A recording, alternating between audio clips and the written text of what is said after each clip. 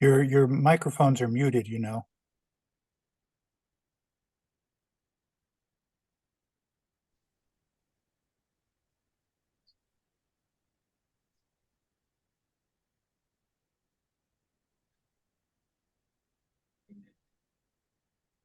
Zoom is muted, not the individual microphones.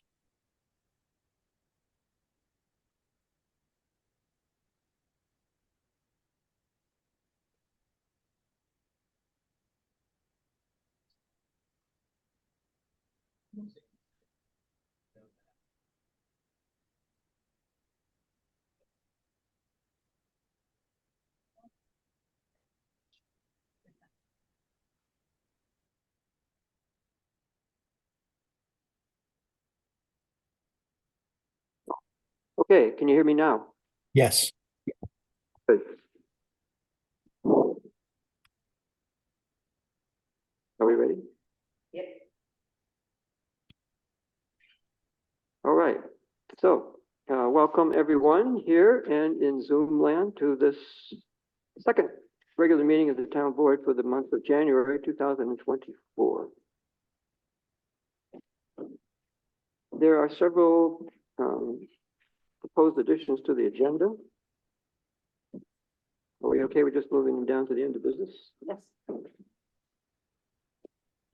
Anything else to add or delete? What are we adding? The additions and deletions at the top are going to the end of business.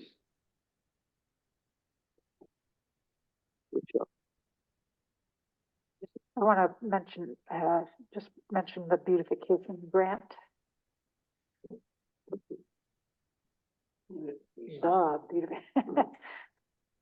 Hopefully one that we might get this year. Okay, you want to add that? Yeah.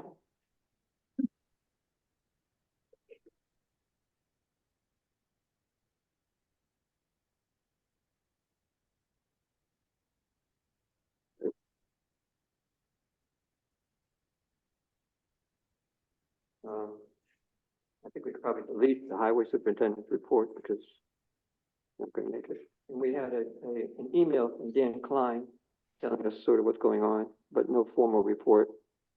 He can't make it tonight, so we can probably delete that one too.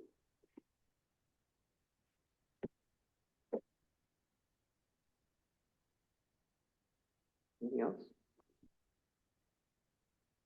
All right. Privilege of the floor. Anyone who would like to address the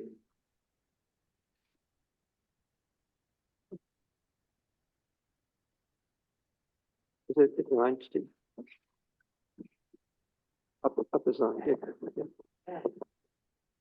Good evening, everyone. Stephen Merrill Courtwright here from Philby Road in West Danby. We would like to speak a few minutes on Rhonda Roaring's proposal for the little libraries. Okay. Go ahead. Good idea. Very good idea. We have 3 of them in Spencer. We use them all the time. They're great, but the proposed place to put it in West Danby is a really bad idea. I'm a lifetime member of the fire department. I'm a current firefighter. We are in and out of there. We have younger members that come flying in there. Even though they've been spoken to, they come too fast. When we go out of there with trucks, you have really big trucks rolling quick. The end of our road is not safe to enter the highway. We have had a lot of near misses over the years. It's a blind curve, and there's nothing anyone can do about it. And the 4th thing is we've stood at our station over the years many, many times, and we're watching drug deals go down. People come up, they park in the dip thinking that we can't see them, but we can see them sit. We can see the second car come. We can see one person get out, 2-minute exchange at the most, get back in the cars and leave. That's the only thing. We see it all the time. It's not a safe place to put any kind of a book thing, children's books, adult books, anything. So someone's sitting there. The Finger Lakes Land Trust apparently didn't care. That's their problem, but I would hate to see the town endorse something that could put children and parents in danger. If she wants to talk to the Finger Lakes Land Trust, ask about Lindsay Parsons. There's a lot of space. There's parking. It's easier and safer to enter the highway there because you have distance for sight. And if kids are out running around, they can run around the car and not be in a road because Sylvan Lane is a road. So And I realize Ms. Roy does not live in West Danby, doesn't hang out in West Danby, so there's no way she would know this stuff. But it is a really bad idea and I don't feel it's been researched. Well, good idea, bad location. Bad location. You know, I've been a West Danby resident my whole life, been a member of the fire department 20 years as well, so I'm a life member. And ditto to everything she said. I mean, we are both book lovers. We both read every day. We really think it's a good idea for the residents of West Danby to have access to books where they don't now unless they come up here. So great idea, bad choice of location. Thank you. Thank you. With that, we have to run back down the hill for fire training. Thank you.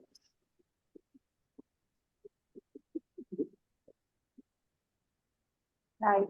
Anyone else here? No. Okay, Rhonda. Hello, I just want to, can you hear me? Yeah. Okay, I just want to comment briefly on the discussion that I had with Joel over the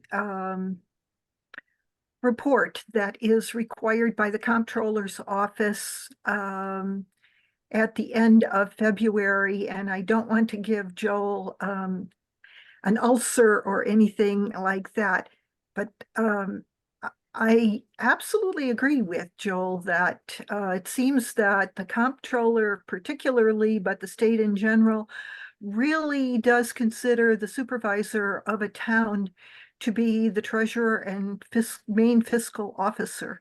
And so when this report is finished and approved by the town board, it would be nice if it could be put on the town website. I don't ever remember seeing one of these reports in all the years I've lived here.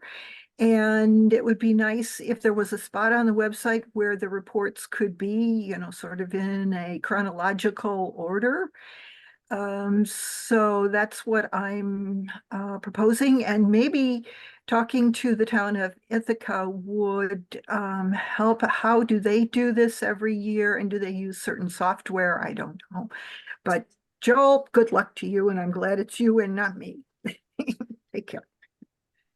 Thanks. Gary. Yeah, I have just two things to say. One is I'd like to thank Keith and the highway guys for taking care of that ice problem over at the church for the food pantry. I stopped over and they did a great job on that. And my other thing is I'd like to just say the accident that happened a few weeks ago right next to the town hall where the van rolled over and hit the tree in front of the vacant house next to the town hall. Too bad he just didn't go a little bit further and roll into the house. That would have been a real helpful idea. But since that's not the case, either way, I'm going to be seeing him next week. Thanks. Maybe you could try it again. Right. Yeah. Tell me, you missed the first time. Ted. Yeah, hi. First of all, I'd also like to say that the idea of the Little Free Libraries, I think that's a great idea. I'm not sure that the town needs to be involved. It's typically a citizen-initiated thing. I understand the reason why Sylvan Lane might not be the best place. I mean, I think that places that are in neighborhoods might be more useful. I've wanted to put one of those up myself. It's just in inertia. I have dozens of books that could populate it instantly, doubles and triples. So I'd like to encourage Rhonda to follow through on that. Second item, just to follow up on comments about the minutes. In the last meeting, I did not feel that I was misquoted. I stated that I was misquoted. And I would ask the clerk that for the minutes of this meeting, you say that that someone who wants to know what I really said should go to the recording of that meeting. And ditto for the minutes of January, of the first January meeting. And that actually gets me a segue into a related topic. The minutes really don't contain a whole lot of words. They're maybe the style will change, but as they are, they contain mostly just a record of who was there and who and how they voted, how votes were taken. That's legal. That's the legal minimum. That's fine. However, given that you're now relying on the recordings for actual information about the meeting, I would like to submit that the audio recordings are not sufficient, that the video recording should be kept permanently. And the reason for this is you can't tell who's talking. If you can see the lips moving, you can tell. You can at least guess. It becomes more important by context. So I think the town board should change its policy, even if the minutes become more comprehensive. I think it would be a good idea to retain those. If you have the video, you should keep it. And a third issue, during the last meeting, I think it would have been nicer to finish this conversation at the last meeting rather than being cut off, with a minute limit. Leslie tried to explain how, well, I'll take a quote from the movie The Princess Bride. This word false, I do not think it means what you think it means. It was clearly a false report. In fact, there were several. And yes, if you want to say that it was based on incomplete information, yeah, in fact, I've seen the incomplete information. It's very incomplete, and there was a conclusion jumped to that was absolutely inappropriate. And that's the point of what I was trying to get across, which is that someone who can make inappropriate decisions based on incomplete information should not be representing the town in any capacity. That was the point that we're making. Anything, whether it is a criminal offense or not, that's up to a court. But the town knows what happened. Sorry, Paul, I checked. You weren't on that mailing list, but all the other four of you were. And I think that you basically made yourself complicit in what happened by ignoring it and appointing someone to a post. Thank you. Okay. Anyone else? If not, we're going to move on. We got an email from Karthik, who's here, about the Danby food and drink license. And since he's here, on screen. It might be opportune to take advantage of his presence to answer any questions that anybody might have about the liquor license application. Isn't that what's on the agenda? It is on the agenda, but we already put that again. yes, that's why I'm asking. So you're ignoring it. I know what I'm doing is suggesting that since he's here now, it might not want to, might want to stay until we deal with it on the agenda, that we could answer any questions we might have about it. Are we done with privilege of the floor? No. Oh. Well, I guess it is. Yes, we are done with. Yes, we are done with. Oh, the privilege. next thing on the agenda. Yeah, exactly. So, is that agreeable? I On mean, the agenda, yeah. it's on the agenda, but in order for us to deal with it, when it comes up on the agenda, at which point the only action associated with it is to basically acknowledge that we've been communicated the application, that an application is pending, which we have to acknowledge with the state liquor authority. There's nothing necessarily more that we would need to do about it. Why would we have to do it? Because Yeah. it's required by the state. You didn't read the information. So it's required that we acknowledge that we received it. Yeah, that's correct. If anybody has any questions about it, we can do more if we want to. I don't think we will, but if we have any questions, we could ask him of Karthik while he's here. I had a couple questions. Yeah. Hello. It looks like there's 4 different kinds of licenses. Which Which license are you going after? The on-premises liquor license? Yep, Okay. the on premises. And that one allows sale of beer and cider as well as in-house consumption. Right. Right.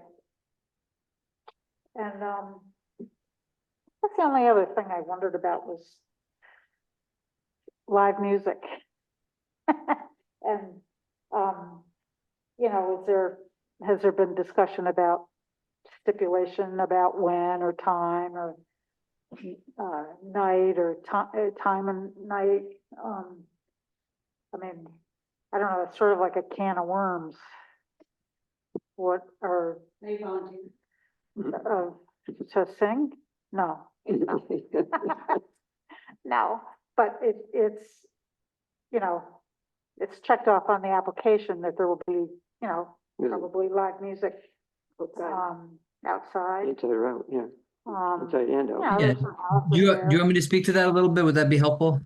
Yeah, Sure, thank you. Yeah, so you know, the music to me is part of the overall goal of just bringing people together. That's ultimately what I'm trying to do with the whole market, and music being a piece of that.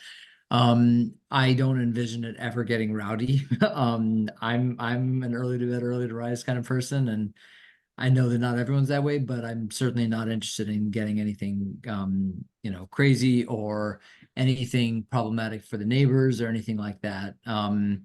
The tentative hours that I have on in my application, and again, these are tentative. I believe it was closing down at 7 p.m. weekdays and 8 or 9 p.m. on Friday, Saturday, and you know, probably like 4 or something on Sundays. So those are all still TBD a little bit, but that's kind of more the range. So, you know, any music, it wouldn't be too loud. I mean, I would have you know, a small amp in the backyard if it's outdoor music. But nothing going late, nothing too loud, and indoor, of course, is fairly contained in that way.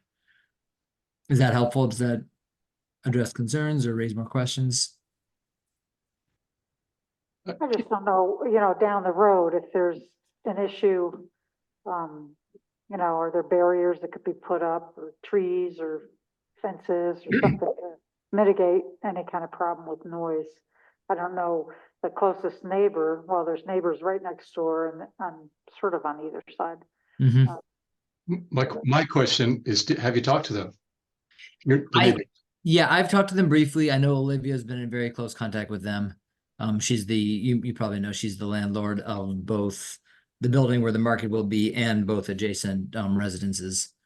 And she's been in close contact with them, and I believe everybody knows that music will be a part of it. I plan to be in much more touch with them as things get closer and as I have more of a sense of what we're doing and make sure that there are no concerns. My next question is, the hours you were talking about in the application, would you mind if the board limited to the approval to exactly those hours? The approval of the liquor license, you mean? Oh, they're separate, right? We're giving you, he already has an approval for the, No, so this is one piece of the larger liquor license application that I have to submit to the state. Notification to the local community board, and the community board has an opportunity to provide feedback, input. We can agree upon any mutual constraints if we so choose. And ultimately, you know, regardless of where we all land, it is the ultimate authority of the liquor authority to make any final determination. so, I mean, in terms of agreement, as you said, we have input, but I'm also saying, you're okay with us stipulating that there are limits that you are imposing on yourself? So that is my current vision, absolutely, and I'm not. I certainly intend to not have things get out of control. I would also like the opportunity to kind of see how things go, right? I'd hate to put it in as a limiting factor and then the neighbors say we're totally fine with it and the community really wants things to go a little bit later. That would seem like we unnecessarily kind of cut ourselves short a little bit. So that's my only hesitation in putting that in writing right now. And instead would love to be collaborative and communicative with neighbors and others Right. involved. Well, this is what I'm saying, is that if you see us as reasonable, then it's easy enough for you to come back to the board if you want to change those hours. Well, but at that point, it's gone to the state, right? And the state Right. has included that. Okay, Yeah, so we're we, talking here, we're dealing here with the constraints on the liquor On the- license specifically. Right. Yeah, music is a completely different, I mean, yes, it had to be listed in this as to whether or not there will be live music. They want to know that and a million other details. But ultimately, this is about the liquor license is what we're discussing right now. And I think, I don't know if it's appropriate to do it, but this time we're kind of working our way into a discussion here, but maybe you could clarify, Greg, what kind of approvals are associated with this in terms of site plan, where these kinds of questions would be dealt with, probably by the planning board, right? Yeah. Still on. Yeah. Yeah, so this was already approved by the planning board. And there were no conditions on hours of operation, or music or anything like that. They're all permitted uses, and so a bar is a permitted use in this zone district. And not that Carthage is operating a bar, it's more of a full service market. I think it's, but no, there was no condition put about hours of operation. So I don't. I think at this point it's kind of up to his business model, and the town doesn't have anything else about businesses shutting down at a certain hour, so it doesn't seem. I don't know. It doesn't seem like it's part of the conversation. Mhm. Or it needs to be. Yeah. Okay, thanks for that clarification. Any other questions for Karthik? I guess I have to say something. All the words that you used to describe music were very, very vague. And I happen to live near a place that does have a live venue, and what you might say is wild and crazy doesn't mean much to me. I don't know what that means. There's lots of things about those descriptions, but if I hear Greg right, we don't have anything we can say about the music. I thought it's all involved in the liquor license, the music permission. What's in the application? Yeah, yeah. I mean, the application just asks what you're planning on doing. Right. It doesn't, and it's if whether there would be any constraints on music would be dependent on what our local rules would put in place. And what Greg said is that basically our local rules don't have any constraints on Right. That's what I heard. unless we adopt the noise law, or otherwise add something to the zoning law that isn't there yet. Right.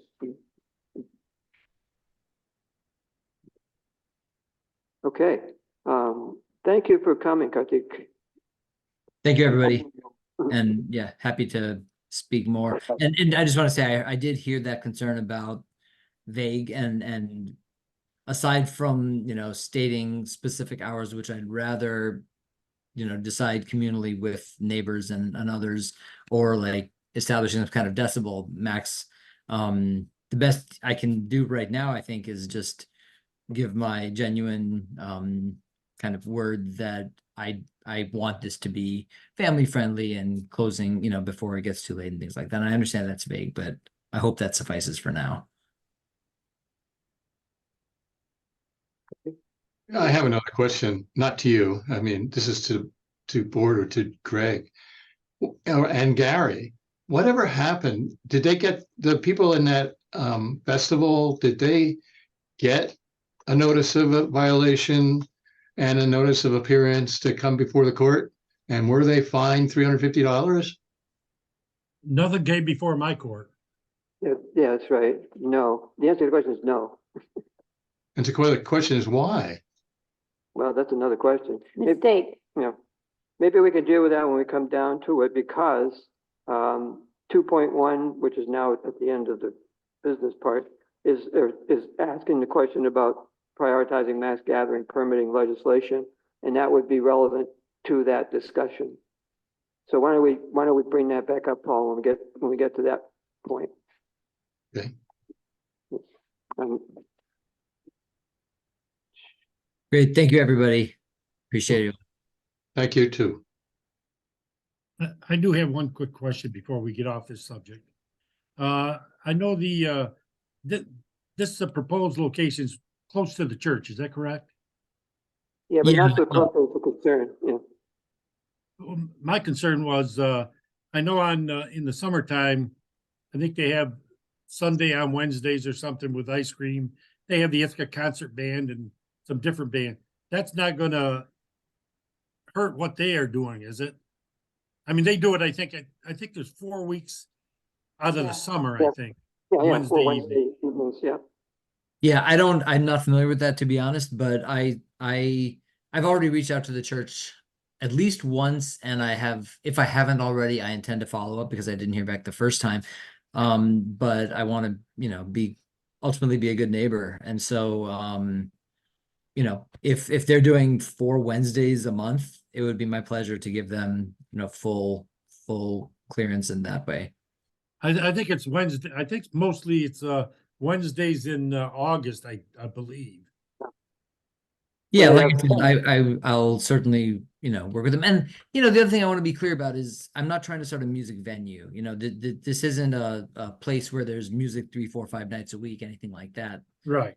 So also, just to be clear, like music is kind of a side thing, but because the liquor authority asked, I had to include that.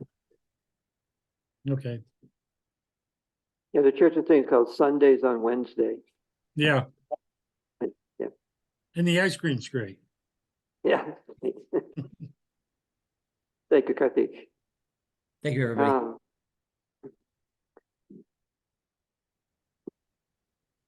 So that was sort of correspondence. We were gifted a flag for the town hall by Denise Benjamin. And I'd like to acknowledge that with gratitude. The old flag was getting kind of ratty. And then when we had those strong winds, it got more than ratty. And she noticed and kind enough to gift us a flag. Nice. And we will send her a thank you note in writing, correct? Yeah, what you think it'll be good. So yeah, it might be an email, but well, however we get a hold of her, I'm gonna basically say that the town board extends its gratitude. Yeah.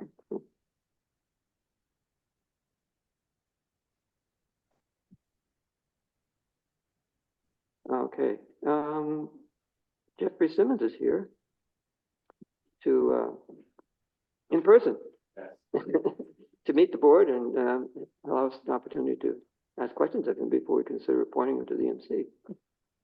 So thank you for coming. Excuse me, could you pivot the camera so we can see who's speaking at the microphone? What do we do with it? Let's see, one of these Just is- move the microphone over. Or move the microphone right up to the table.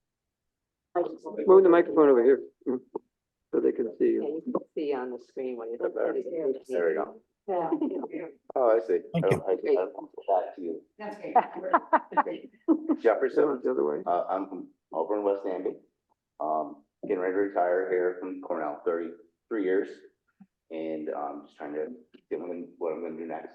A couple things I saw that we need some help in the town with the environmental management council, liaison to the county. Right. I did go to that county meeting and just sort of get my feet wet, see what it's like.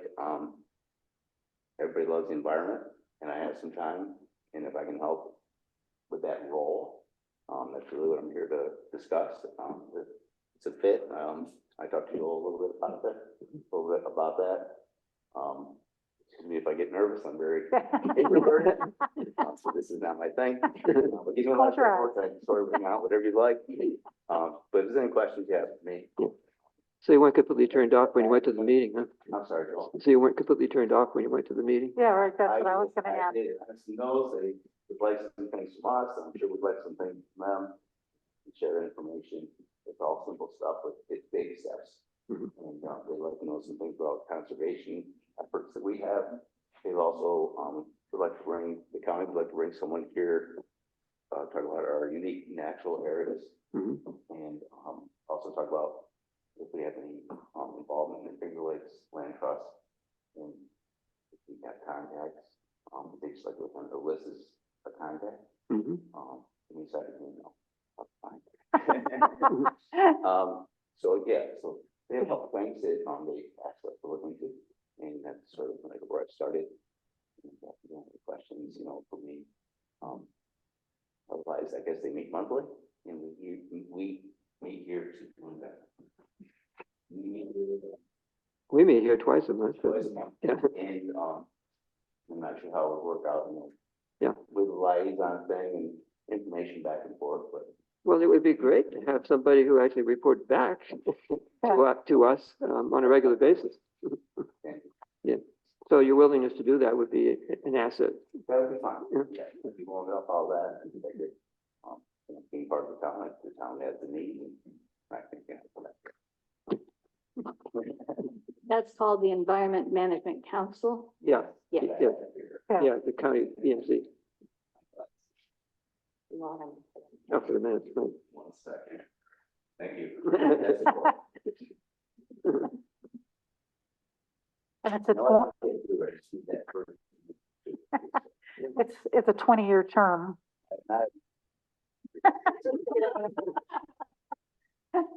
Yeah, it's the County Environment Management Council. They meet, the.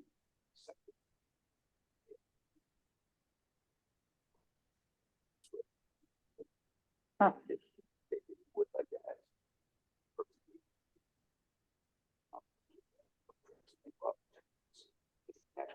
Huh. And Steve Nicholson seemed to be Mhm, mhm. leading the charge there. And I wrote down a couple of little acronyms and such I need to look up so I understand, their world. It was all new to me, so a Yeah. little overwhelming and, but yeah, it'll all come. Yeah. And the little stars I have in my notes here, things that I mentioned that I'd like to know about some conservation efforts that we have here in Danby. Any Finger Lakes Land Trust connections. And they would like to present here at this board meeting about the unique natural area information municipalities in the spring. And I think we have a lot in our area to offer, in that regard. And, we want to look around, try to find some more, if you want to.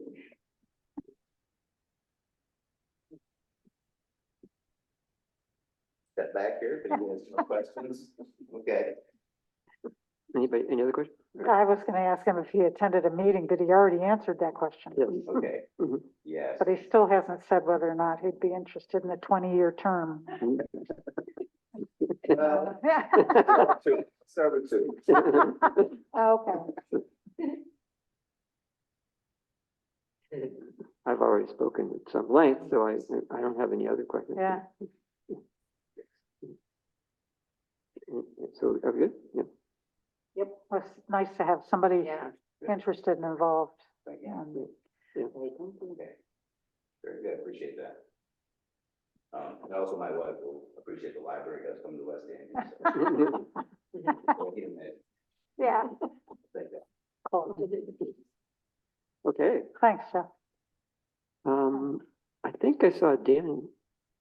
Yeah, he wasn't If he is, yeah, he's here. up there. I am Yeah. here. Hello. Can Would hear you me like okay? to?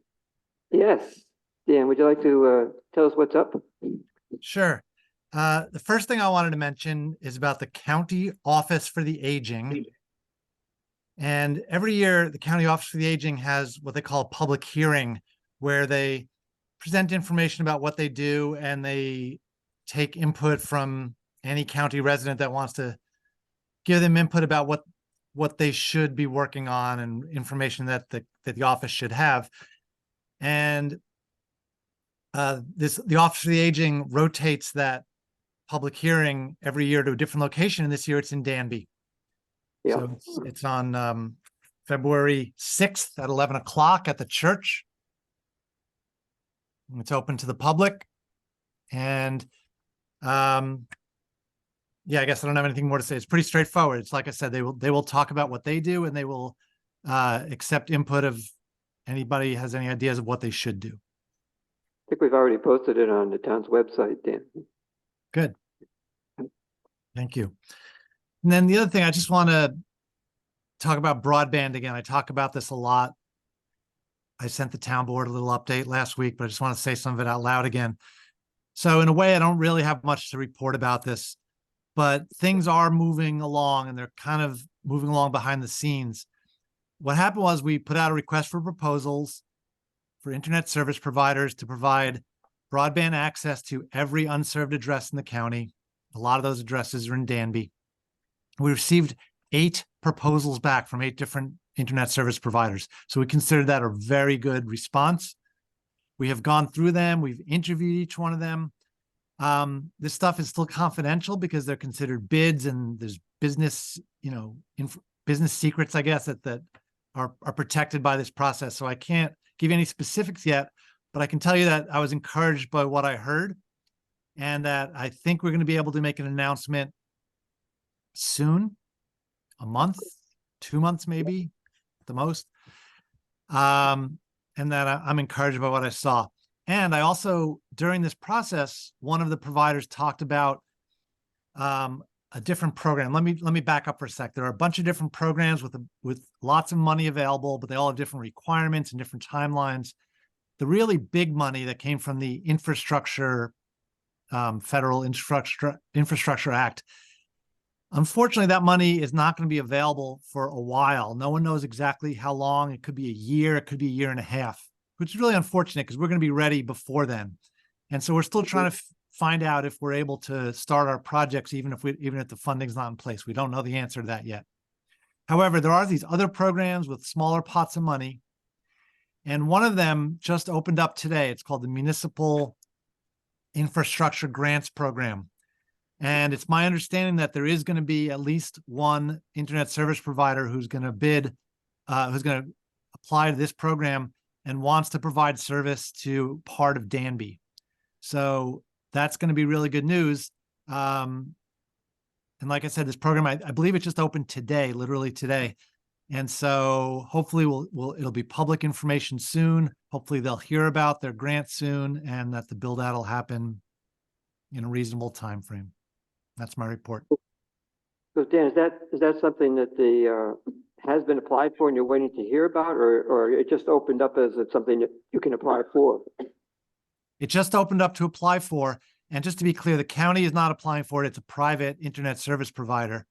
But there's very good reason to believe that they will have success with this grant.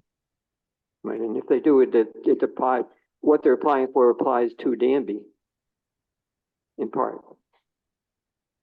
Yes, that is their intention to build out to part of Danby. Oh, good. Yeah. By the way, congratulations on becoming chair. Thank you. It's a big job, and I'm coming to realize how many things go on that I didn't know about, and it's taking a lot of my time, but it's really exciting, really, really motivated for it right now. So thank you. I can relate. Yes, Joel, the buck stops with you. Yep. Question for Dan. Yeah, Ted. Just a quick question.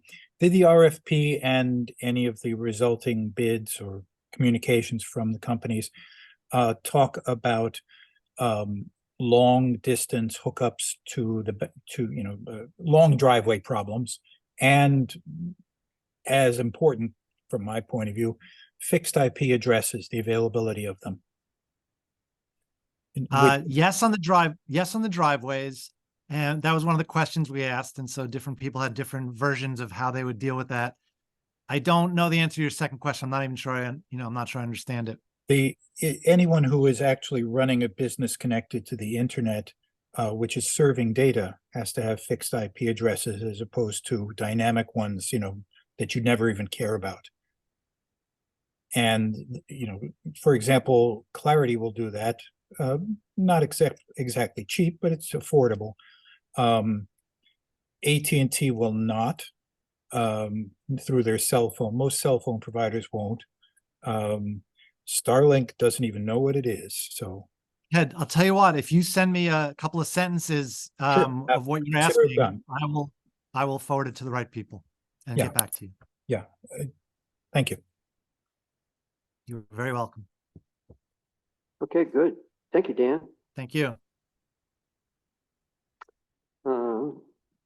Greg.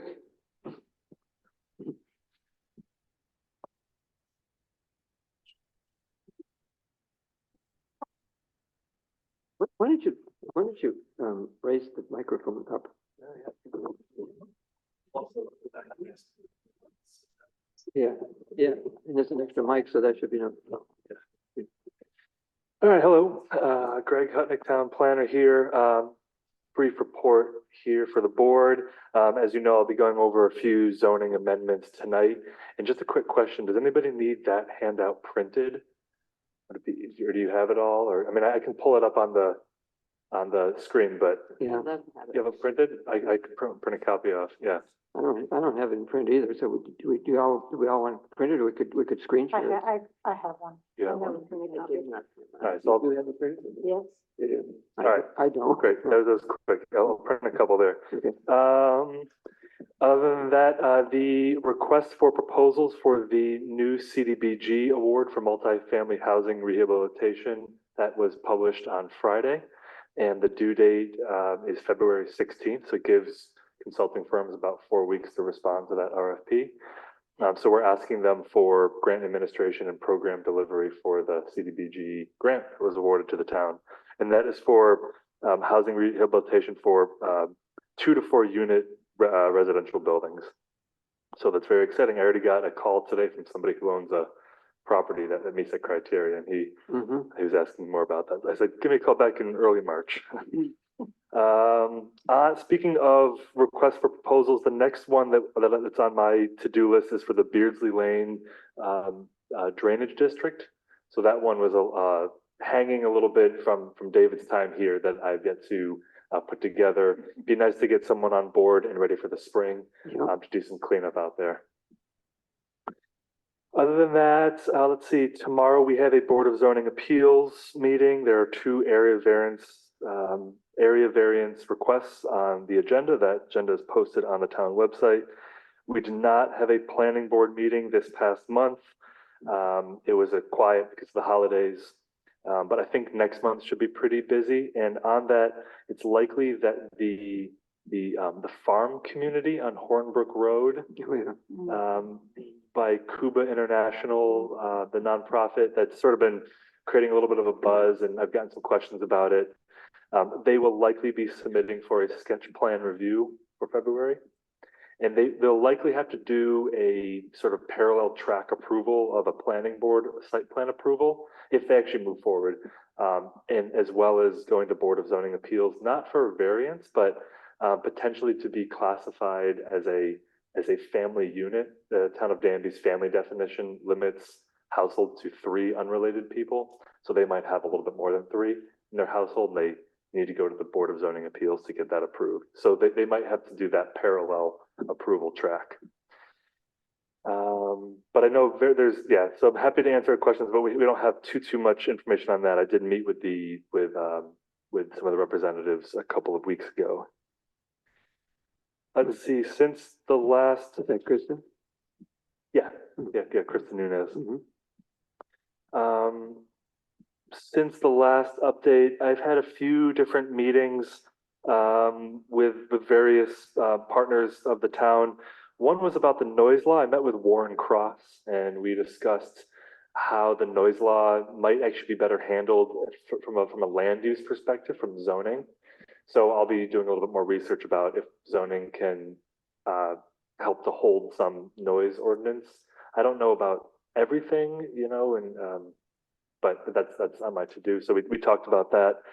And I think he was going to reach out to you, Joel, about what are all the nature of complaints about noise so that I'd like to just understand what the scope is to see where zoning might be able to help on some of those things.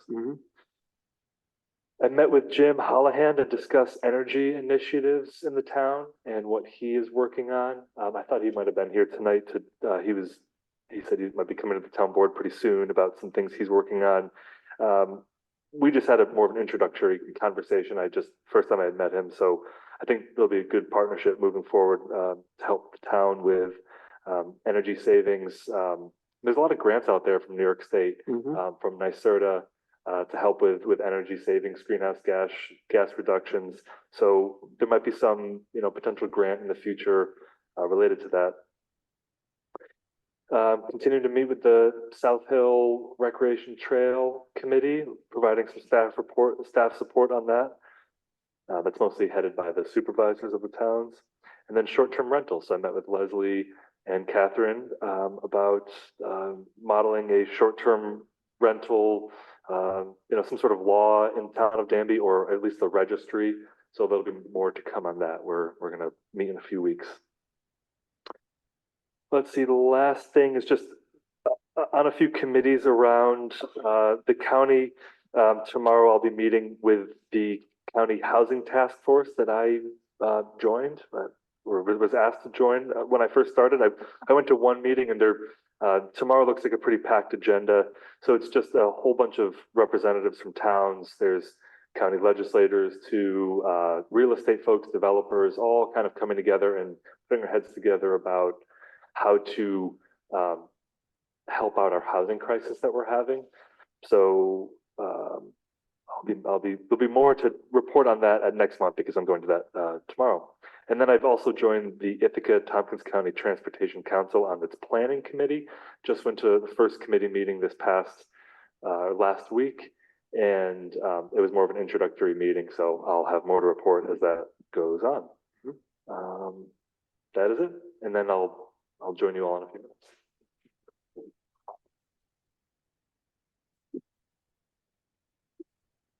Terrific.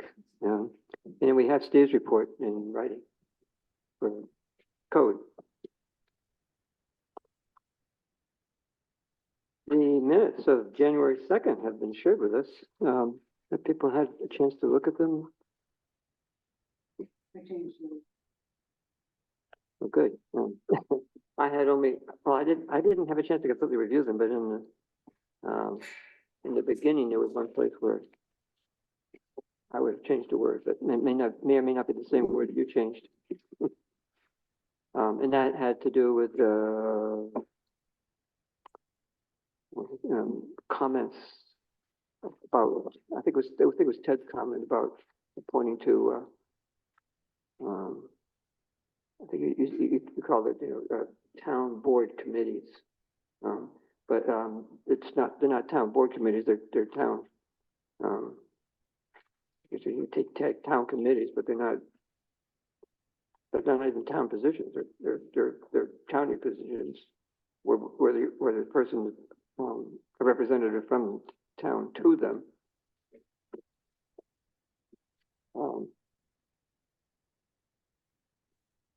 So I didn't have a chance to thoroughly review. Does the others feel comfortable approving, but based on what we've got now, or should we postpone? I only had one question. In resolution number 31, where we appointed Maddie to the youth commission, did we not also appoint Marnie? Appointed who? 31? Oh, to the youth commission? Yeah, I had it in my notes, but, so people thought her term wasn't up? Yeah. Okay. Right. She was there originally, but then I think it got deleted with the version that we actually adopted, because we were told that it was a 2-year thing and she was only 1 year into it. Okay. Okay, that's it. I mean, I have no problem moving that we approve the January 2nd minutes.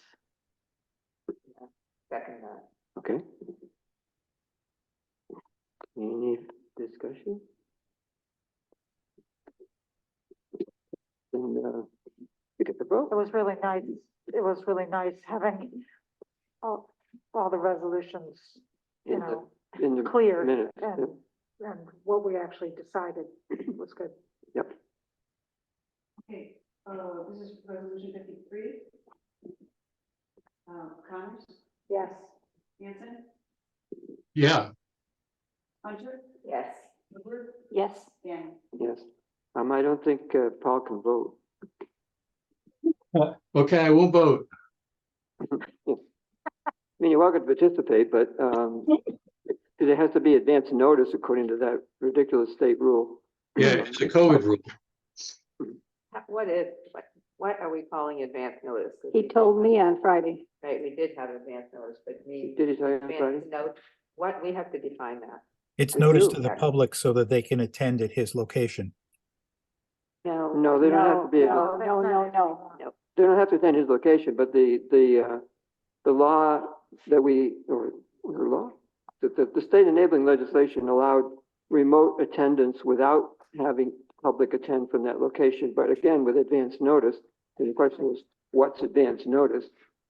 I didn't notice that he told us on Friday. He told me on Friday. Yeah, did he tell the clerk on Friday? So what we're saying just for the sake of what we should say, are we saying the person who's not gonna be there should write an email to the town board saying, I can't be there Or the because I town broke my clerk? leg? Or to the clerk, or what? Both, I think. How many days in advance? Right, that's the next Well, question. that's the other question, because it came up last week with the CAC meeting. And since it wasn't critical because it's an advisory committee and it was entirely by Zoom. And it was because of the weather.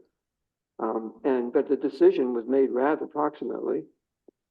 So that wouldn't have worked for the town board to tell people an hour in advance that, that everybody's gonna be attending remotely. Well, you still need a quorum here anyway, but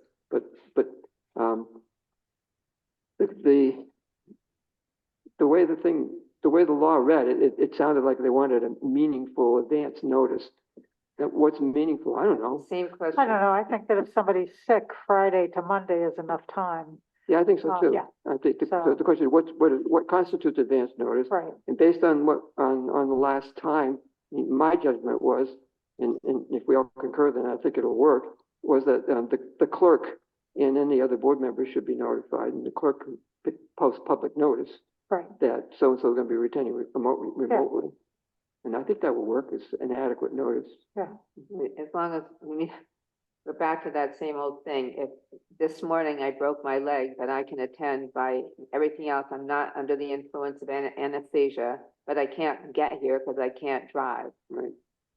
That's not 3 days ahead. I mean, No. this is where we are with this, so, I know, and frankly, I think it's a ridiculous constraint, yes, but that's what the state has imposed. maybe we need to examine that a little. And we should confirm advance notice. We're making it up right now. Yeah. Yeah. That might be a good question for the AOT. Right. Yeah. You want to look at it? Yes. So even as much as, did Paul mention it to you, Yes. Yes. to Mariah? Did he let me know that he was not gonna be at this Yeah, meeting? yeah. No, I did not believe he did. Unless I missed your email. Yeah. So I think the public needs to know. But I didn't know that I was supposed to. Well, neither We did, didn't. and neither did Paul, so that's why it didn't work. This is not a, Could've not guessed. a thing that's Could've already guessed. been decided. Yeah. I mean, we adopted the local, was it a local law or resolution saying that we would do it, but it doesn't define what notice, advance notice Right. is. So Pat will look into it. So for tonight, though, I think Paul is not voting.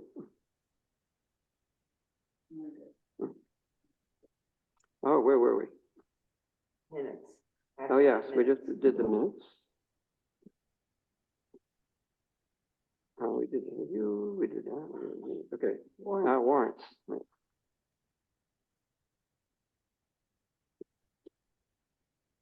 There are several, again. We got the leftover ones from Yeah. last year and then ones for this year. I'll move the abstract 27, general fund vouchers 417 to 428 for $13,967.65. Second? Good to me. Any discussion? Okay, Brian? Donna, Yes. Nancy, I'm sorry. Yes.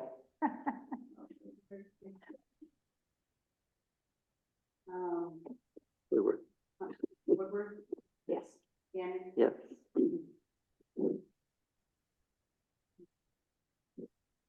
I'll move abstract 27 highway vouchers 252 through 257 for $6,670.32. Second?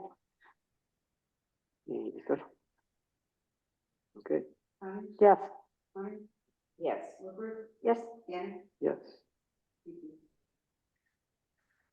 I'll move abstract 27 water fund vouchers 40 through 41 for $382. Second? Okay, the vote. Yeah. Yes. Yes. Yeah. I'll move the general fund vouchers 15 to 25. Abstract 2. Abstract 2 for $56,668.37. Second? Any discussion? Okay, Yep. Yes. Yes. yes. I'll move abstract 2 highway fund vouchers 3 through 8 for $19,472.96. Second. Any discussion? No.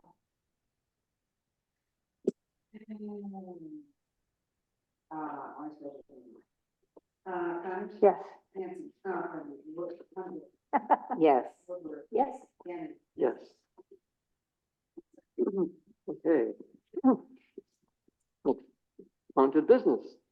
The youth service contract, youth employment service contract for 2023 didn't come to the board for approval. So this is sort of a retroactive, approval for last year, so that we can get it in the record as having been done.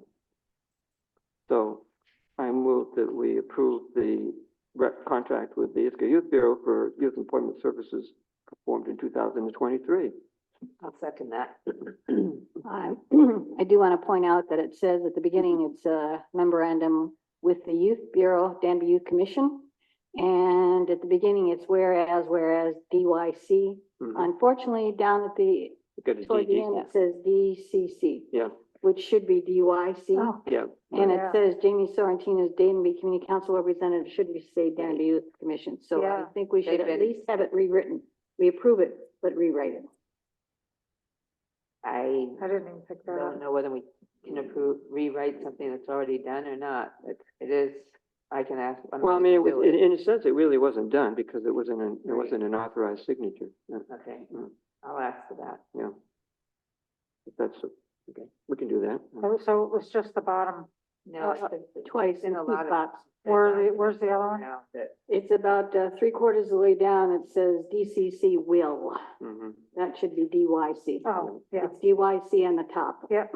It's not the only place this is happening. No, It's because these are sort of standard things for a long time. Community Okay. Council was doing it, and All right. I mean, So this is the discussion and we're gonna approve it with those two changes. Correct. yes, yeah.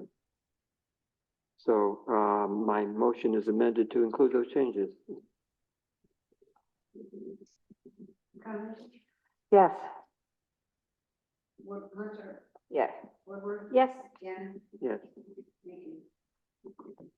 And then, right out of the gate, Community Science Institute approached me about, our agreement with them for 2024. And, I'd be happy to move that we approve that agreement. I'll second that. It would be nice to get them to come and share with us their findings. Yeah, they've Not got, that bad, Pam. they submitted a report. A catalog, they've had Is enough. it on their website or something? Well, I mean, she offered to, hard copy us, and I said, yeah, 2 copies would be nice. Mariah, did they arrive as of yet? What is it? Community Science Institute was going to send us hard copies of their annual report for sharing, what they've gotten done. Okay, so we haven't gotten it yet, but anyway, Okay, it's fine. Gratian, offered to send it to us. Okay, We also can have it electronically, but, one or both ways. I can tell it, I can tell her when I send her the contract saying, yeah, board said great, and I look forward to seeing the report. yeah, Mm. okay.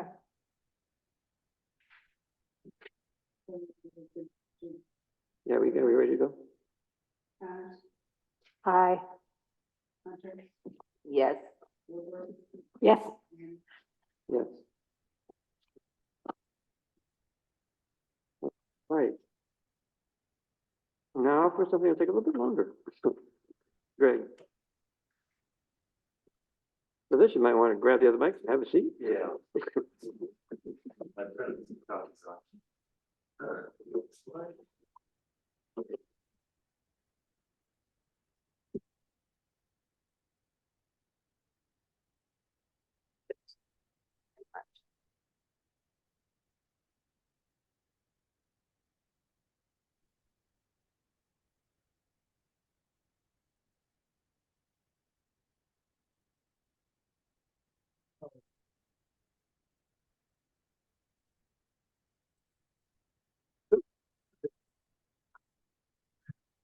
All right. So, I mean, would it make sense to screen share the Sure. draft so that we, as we deal with it, we can say, here's how it looks incorporated into the. Well, that might be, yeah, so I was thinking about, I had it up in case we needed to do that, but I'm thinking that looking at the entire zoning might just be a little, it might just be a little overwhelming. I thought it might just be more concise just to look at this document, and I can screen share this, and if there's a, or, I don't understand, Yeah. kind of, we can maybe, I can pull up the zoning and we can look at it, but I was thinking about it ahead of time that it might be a little too much like a fire hose looking at the other zoning, and I figured you would sort of scroll down to where the insertion was, but That's more Let- trouble than it's worth. let's just maybe, Okay. I suggest just starting with this document. I'll screen share this. Joel, if you give me access to, I think I already have access. Let me, you probably do it. yeah, already. I've got it here. Okay. So, and then, just so I guess I'll just kind of, let me back up here that, so, I came on board in August and had a fresh set of eyes on the zoning ordinance, which had the town just went through a major process to update the zoning ordinance. And so, but having a new set of eyes on it, I did see some things that maybe, could just be tweaked a little bit. And I certainly don't want to just open the whole ordinance back or the whole law back up and say, let's do a wholesale rewrite. And I think in these kind of discussions, that sometimes it might be easy to say, well, let's change this or let's change that now. And we certainly can. I mean, that's what you all have me here for, is that if there's something that looks a little off, that, or if somebody's calling in, or if we get routine calls about something, that's where I something's flagged, and I like to, make a note of that for an update. So with that being said, so back in November, I previewed some changes to the board, some needed corrections, and then some kind of, I call them low-hanging fruit, and then there's further down the list is topics for further discussion.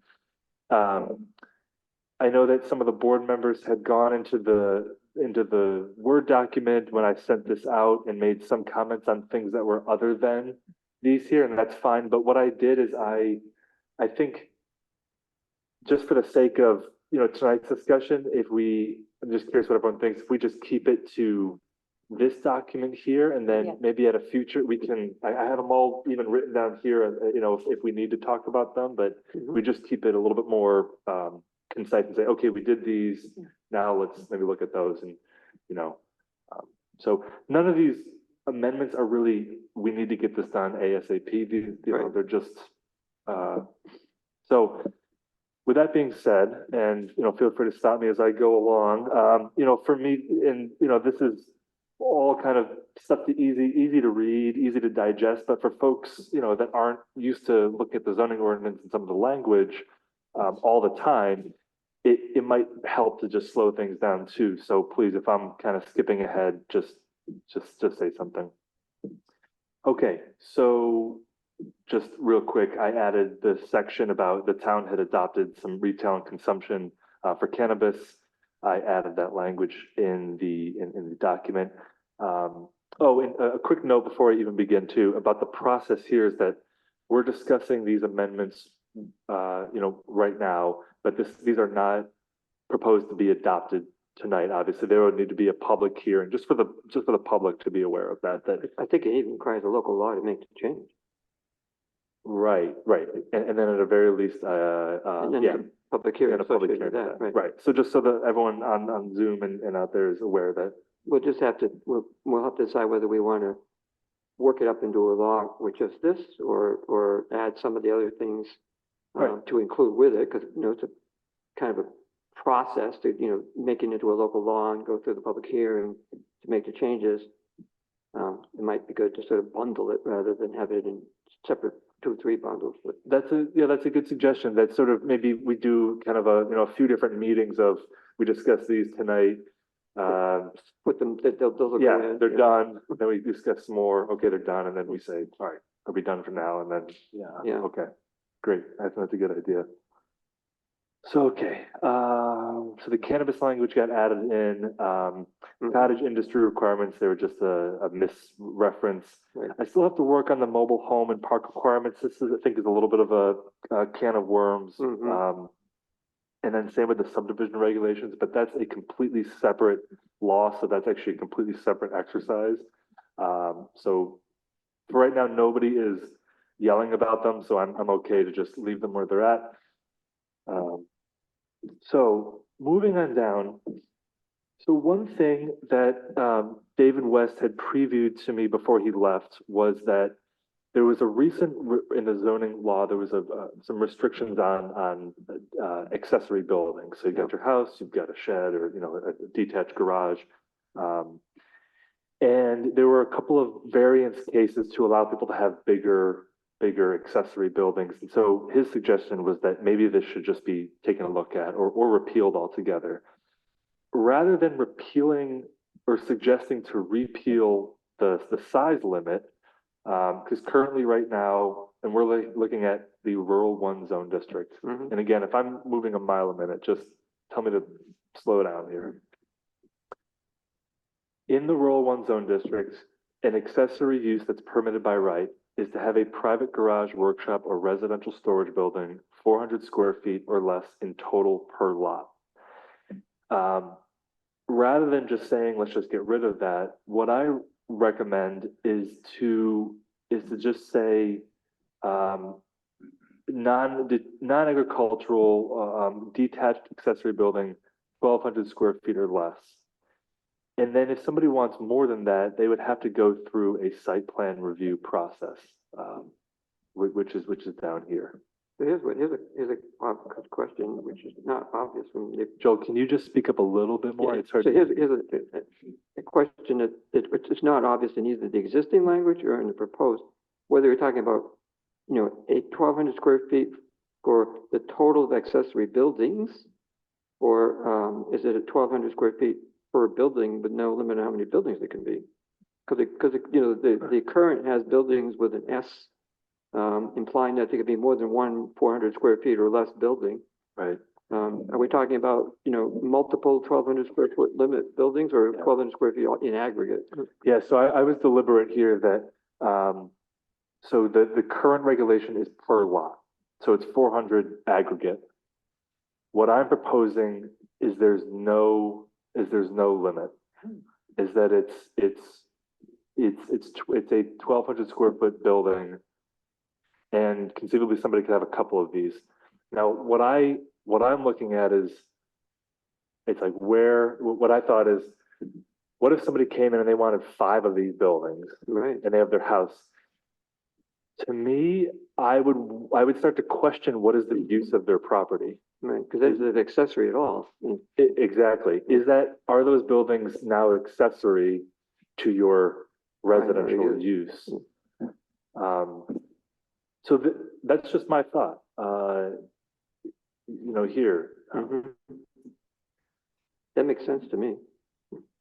We don't see too many people with multiple accessory buildings. I'm sure you could probably think of a couple around town, or maybe just have some near you. But I think accessory buildings it's really hard. It's hard to strike a balance. I'll just sort of put that into context, that sometimes either the restrictions or the law is too restrictive, or they're not restrictive enough. Somebody's always complaining from one side or the other. And how I look at it is, because we do get calls about junk, we get calls about people storing stuff outside, tires or just lumber or just Machinery. extra stuff. So, having those things be put in a building is probably a little bit more sightly than having them be out. Depends on the building.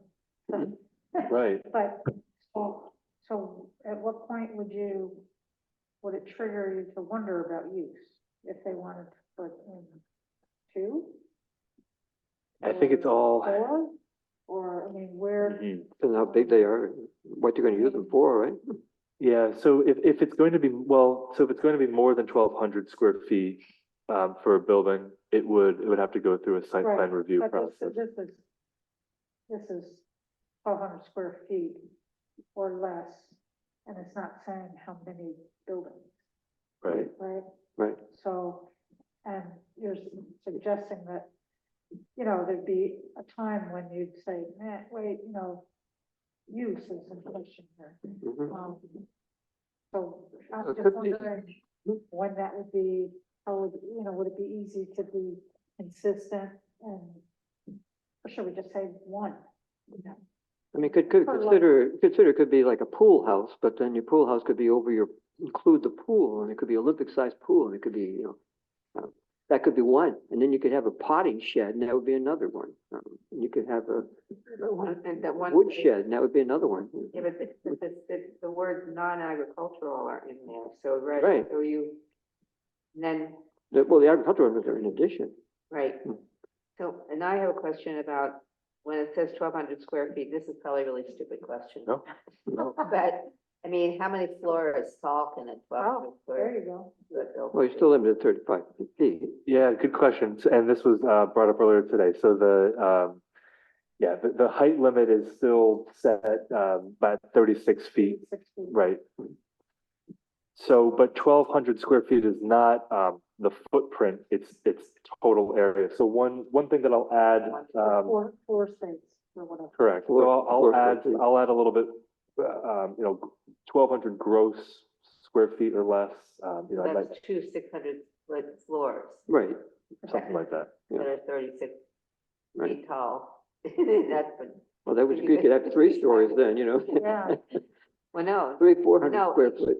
no, not each floor would, wait. No, are no, you no, saying but- Each Total. floor would be No. 36 feet tall? No. No, you're saying you're limited to 36 feet overall, so I mean, it could be Right. a 3-story building, Right, 400 square feet per story, like a silo-like thing.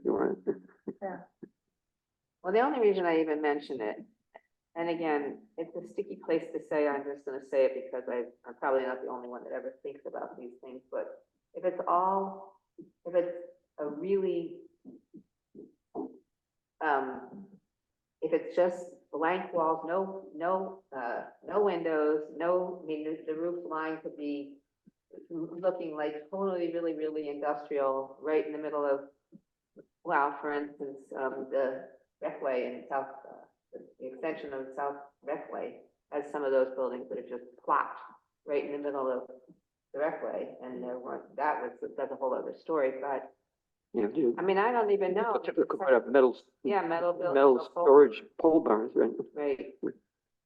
And they're useful, and they're. Yeah, and they're relatively they don't inexpensive. dilapidate as badly, or when, there's lots of things that I just don't even, and is it any of my right to say, oh, I don't like those, or I like this, and no, it's not my right.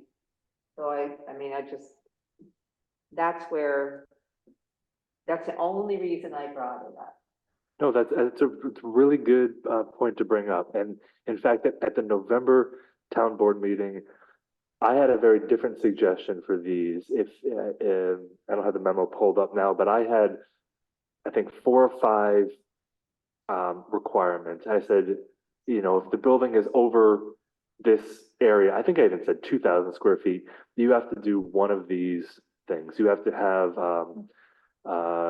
fenestration, you know, on 10% of the walls, or wall heights that don't exceed 12 feet, or something other than metal siding, just to break it up, just to provide a little bit more design element into it. I just decided, you know, and maybe that's where we end up going. That is common. Or I don't know if it's common maybe here in rural upstate New York, but I know that in more urban places, they do have requirements. If you exceed a certain area for an accessory building, you have to give a little bit more. It adds cost. Right. So, you know, you did say you don't, you know, is it not your right, you know, to say that? It actually is. I mean, like, the community does have a right to create laws that impact, you know, site and just the environment, your comfortability and, you know, your property. And part of that is what your neighbors are doing. And that's the whole point of these zoning laws is to have, you know, a little bit of predictability about what, you know, your neighbors can or can't do, or, you know, the people in the town. And we did it with the commercial design guidelines. Right. You know, Right. so, but I mean, there have been a couple Break up up the the these- side, put a fake window on the Right. outside. there have been a couple So, of these buildings built that people have complained about. Yeah, well, I can imagine it being, So, I can, you know, They're not my favorite either. Huh? They're not my favorite either. well, so that's where I was, and this maybe is a place to start. And I was thinking that these proposals might, the one about accessory buildings might be the stickiest one that maybe just needs a little bit more work. And we certainly can.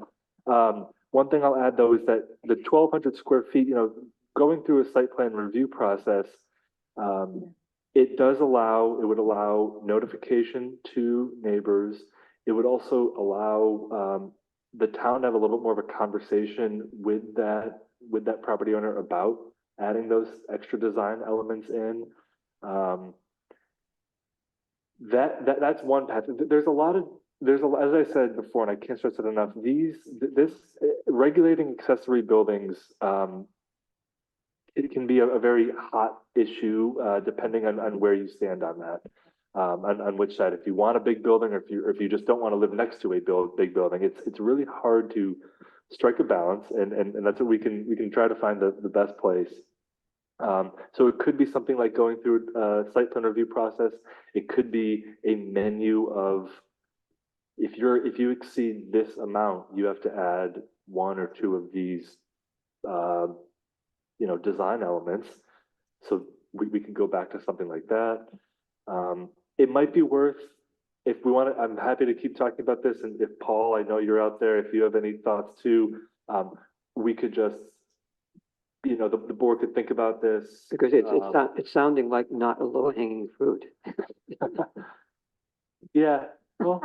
Actually, you know, I'm just gonna say that this, I mean, it's good that we're starting to talk about it, for one thing.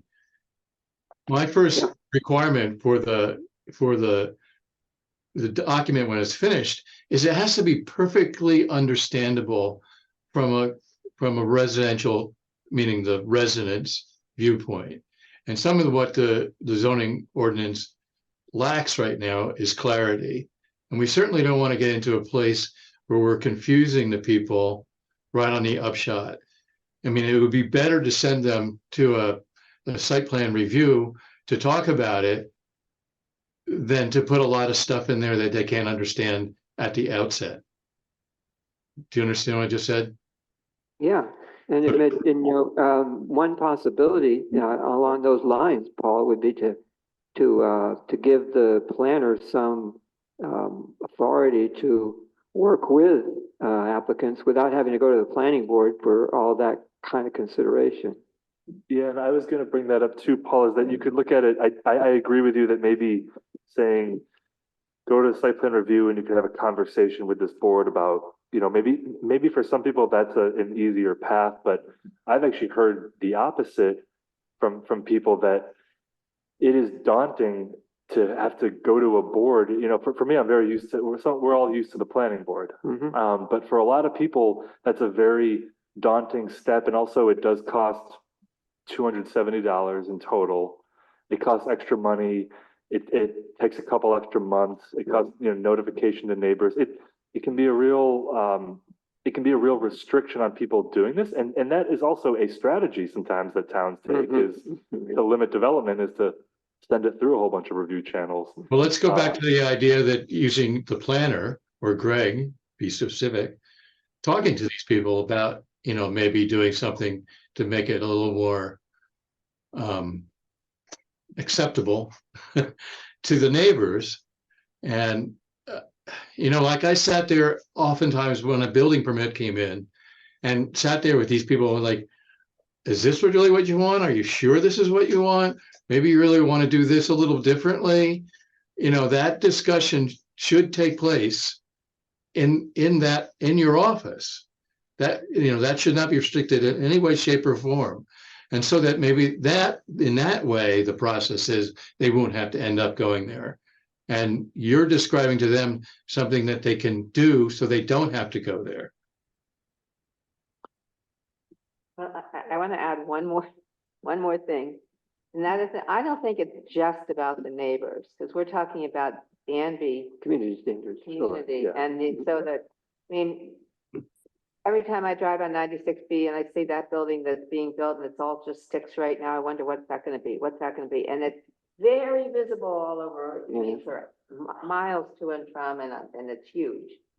And I look at it and I think, There's another metal pole, but. yeah.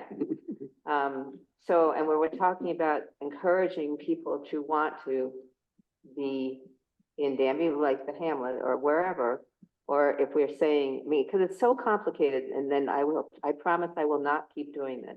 But we talk about the view shed, or we talk about the idea that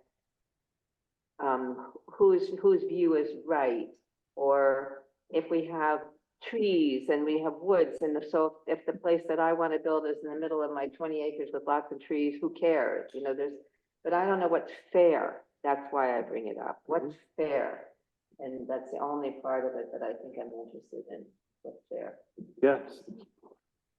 Certainly, and that's what we're trying to find that right balance. And I think I had said that to you, the quote that if you're pleasing everybody, you're probably not doing something right.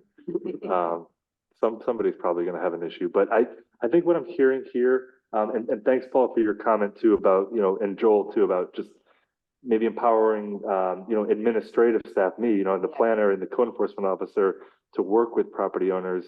I think what I'm hearing is, let me take this back, work on it a little bit, and then for the next meeting or whenever we meet again on this stuff. Is that what I'm hearing? Is that the direction, or Leslie, do you have more? I'm wondering whether we shouldn't. No, we're only talking about this. Oh, yeah. That section. Right. Yeah, no, I'm just talking about the accessory buildings. Yeah. Yeah, right. just to go work on it. I want to see the rest of it. Yeah, me too. I'm just, my comment is only that we maybe. No, just the accessory buildings to go. Yeah, Yeah, I'd like to see what other suggestions you have. okay. Yeah, me too. Thanks. I'm just wondering whether it wouldn't warrant creation of a committee to you have somebody to interact with before bringing it back, or whether we want to just be that committee. We are that committee. Yeah, what if I just come back, maybe if I just come back and propose something, and if it's maybe still needs a little bit more looking at it. Yeah, okay, yeah. It's the question whether the group is willing to Yes. spend meaningful meeting time on it, which, okay. All right, so then, well, thank you all for that. So we'll work on those. moving on down the list, let's see. I just relocated, there was some duplicative section about site plan review, a little bit of cleanup. The only other substantive thing, a lot of it was about the accessory buildings, because that was just brought up, before my time here. But the other sort of bucket goes into the hamlet districts. So both the hamlet neighborhood and the hamlet center. So the proposal is so right now, there are, let's just take even the market across the street. So that was an existing building there was no footprint or no addition on the building. They are adding some parking, but minimal site disturbance, and just a renovation of a building. But they had to go through a site plan review process. And so my proposal is to say that a site plan approval is not required if the use is proposed in an existing building and either an addition of less than 50% of the existing gross floor area is proposed, or the site is disturbed by less than 1 acre. One thing that I want to add to this, though, that I thought of actually just before this meeting was seeker. So Olivia's or the market renovation was considered a type 2, so it was already no further environmental review was required. I thought that what I would add to this here is that site plan approval is not required if it's a type 2 action, because if it's a type 1 or an unlisted action, it needs a public body to determine environmental significance. Administrative staff like myself cannot make that determination. So that would be the only addition that I would add to this, but curious what board members think about this proposal. Again, that makes sense. Oh, Paul. if you put in site, type 2, then define it right there so that people understand it. Yeah, right. Well, I could put that in the definitions. And why are you shaking your head no, Ted? Don't, no. Right, If the state then goes and changes, stuck with what we have in our law. That's why. Don't duplicate state definitions. That is actually a good point, because often we do reference the building code, and then when it does change inevitably, quite frequently, at least the zoning still talks about the building code. Right, so the point is, if you just put in, if you try to put language in instead of referencing type 2, if the definition of type 2 changed, then it would be, it might not match what writing you put in that's supposed to match. Right. That just speaks to Paul's suggestion that instead of saying, unless it's as long as it's a type 2 action. Yeah. Well, maybe you could, instead of referencing type 2, you could almost say, as long as it's not subject to environmental review under seeker. Could do that. Paul, too, to your, something that towns do in their zoning, but I'm not suggesting that, well, this would be a big task, but because now that everything is digital, I don't think residents have a copy of the zoning ordinance just sitting at home, is there would be links. So where it says site plan right here, it would be a linked, hyperlink, and somebody could click on it and it would take you to the definition of what a site plan is. Or it would take you to a web page and say, here's what type 2 actions are under seeker. That's good. They can just go right there. I could add something like that in. It does open the door up. Well, why don't we just do that to everything? Well, we can work our way into it. But that's something that, I know that Trumansburg recently, with their zoning update, they have lots of hyperlinks in their zoning. So that people have just definitions very available to them. But that makes it a little bit more user friendly. So. Also makes a lot more work. In there, it would have meant that proposal wouldn't have needed to go through site plan review. Right. Right. So we'd have, which is where things end up getting talked about, like parking, signs, I mean, what would it have looked like? Well, I would have made sure that, well, so in this zone district, so parking is not, there's no minimum or maximum parking, parking In the Hamlet zone. requirements. Like where it is, I mean. So they would have needed, and they would have still had to go through to get a variance for that. Because of the parking being in front. The parking within they proposed the parking in the front. The way,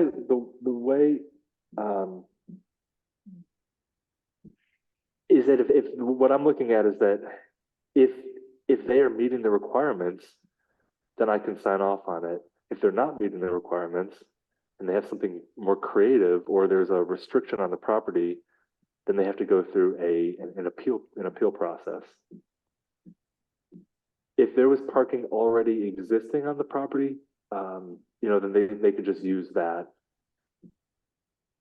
Well, there was, but it wasn't quite adequate. Right. So this is just something that I'm carrying over this practice. I'm suggesting this practice from a former job was working in a place that had a ton of just restrictions about how to build and what to build and where to build. But the city that I worked for was very accommodating to new businesses and said, we want new businesses to move in to existing dilapidated commercial buildings. We want you to invest your dollars and to fix up buildings. Please come in. And by doing that, we're not going to take you through all these public processes. You can just come in. You have to work with staff and make sure you're meeting the requirements.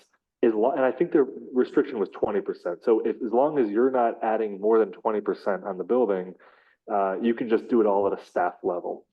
And so I'm hearing, suggesting a 50%, but it could certainly be, these are pretty moldable numbers. The philosophy that I'm sort of proposing here is that relying more on, as long as it doesn't require some environmental review, which I can't do, that's public body. I'm suggesting to rely on my expertise to be able to, help out. We did. I mean, when we changed the zoning law, make it a whole lot easier for businesses to be created and locate without having to go through a lot of approval process. Before, you couldn't do much of anything without coming to the planning board for a site plan review. Yeah. So I mean, now, if it's in the Hamlet core, and if it's in a corner in the Hamlet neighborhood zone, you're basically good to go if you propose something that meets the guidelines for what businesses can go there. And I agree with Greg that we should trust him to help sort through some of this, right? If it's less than 50%, the addition is there. We want this to happen, let Greg work with them to come up with a plan which is acceptable, that would be acceptable to the town if they went through this process, the seeker process. Yeah, I think the key thing here is that what we put in already reflects our judgment that this is the kind of stuff we want, and this is where we want it. So if we've already predetermined that this is an appropriate use for properties in these areas, then there shouldn't be a need for, if we did it right, a whole lot of additional review in order for a business to get going. Right, there really aren't, what the planning board might require really should just be in the zoning, and then it would be what I would have to impose on, new developments would have to meet anyway. Right. But there are benefits to site plan, just to be devil's advocate, there are benefits to site plan review in that there's notification to neighbors. It does add process, it adds sort of a little bit more visibility to it. I have a little bit of I just have a different philosophy on some of those things. I don't think every development should be all done administratively. I mean, I would get swamped. I do need, some help with that. And also I think it's good just for residents to stay apprised on especially larger developments that are coming to town.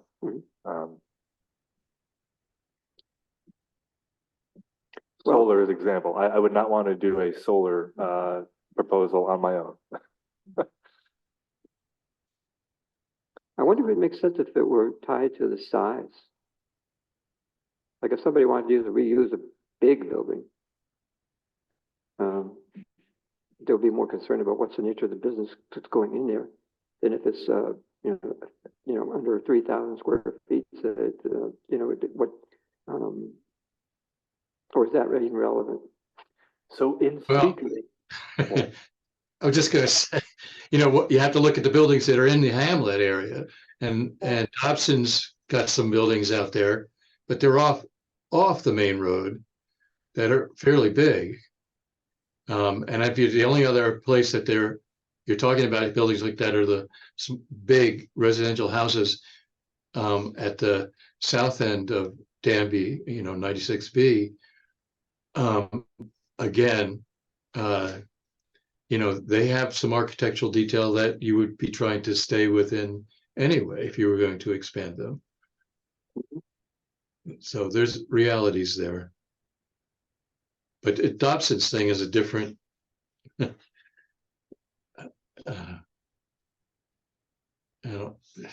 So I'm just remembering what's in some of Dobson's buildings back there. Yeah, right.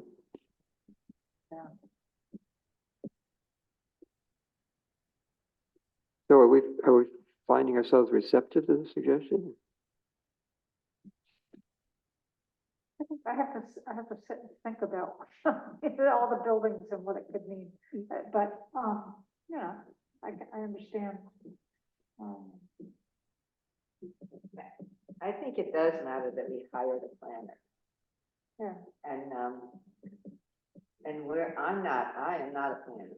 I'm not a builder. Should I be the one to review it just because I like red and I don't like blue? I mean, and you already said site plan review does not mean that I can tell you can't do certain things. right. So it is, this is where, aside from the town board staff, who doesn't have to have a requirement to be on here, doesn't have to be trained builder or anything. You do have to be trained, you've been hired, and therefore, that's what we have, code person. The code person knows the stuff, the planner knows the stuff, the highway person knows the stuff. I mean, the only thing I know about building roads is what they tell me. So I think that depending on our selected people is important. And if the goal is to increase the possibility of getting, especially commercial things, then we don't want to make it hard. Yeah, no, easier, to some degree, the easier the better. Right. And we've got guidelines in there already in the zone. Yeah. I'm okay with it. I like the idea that you're bringing things to us, the changes that might make it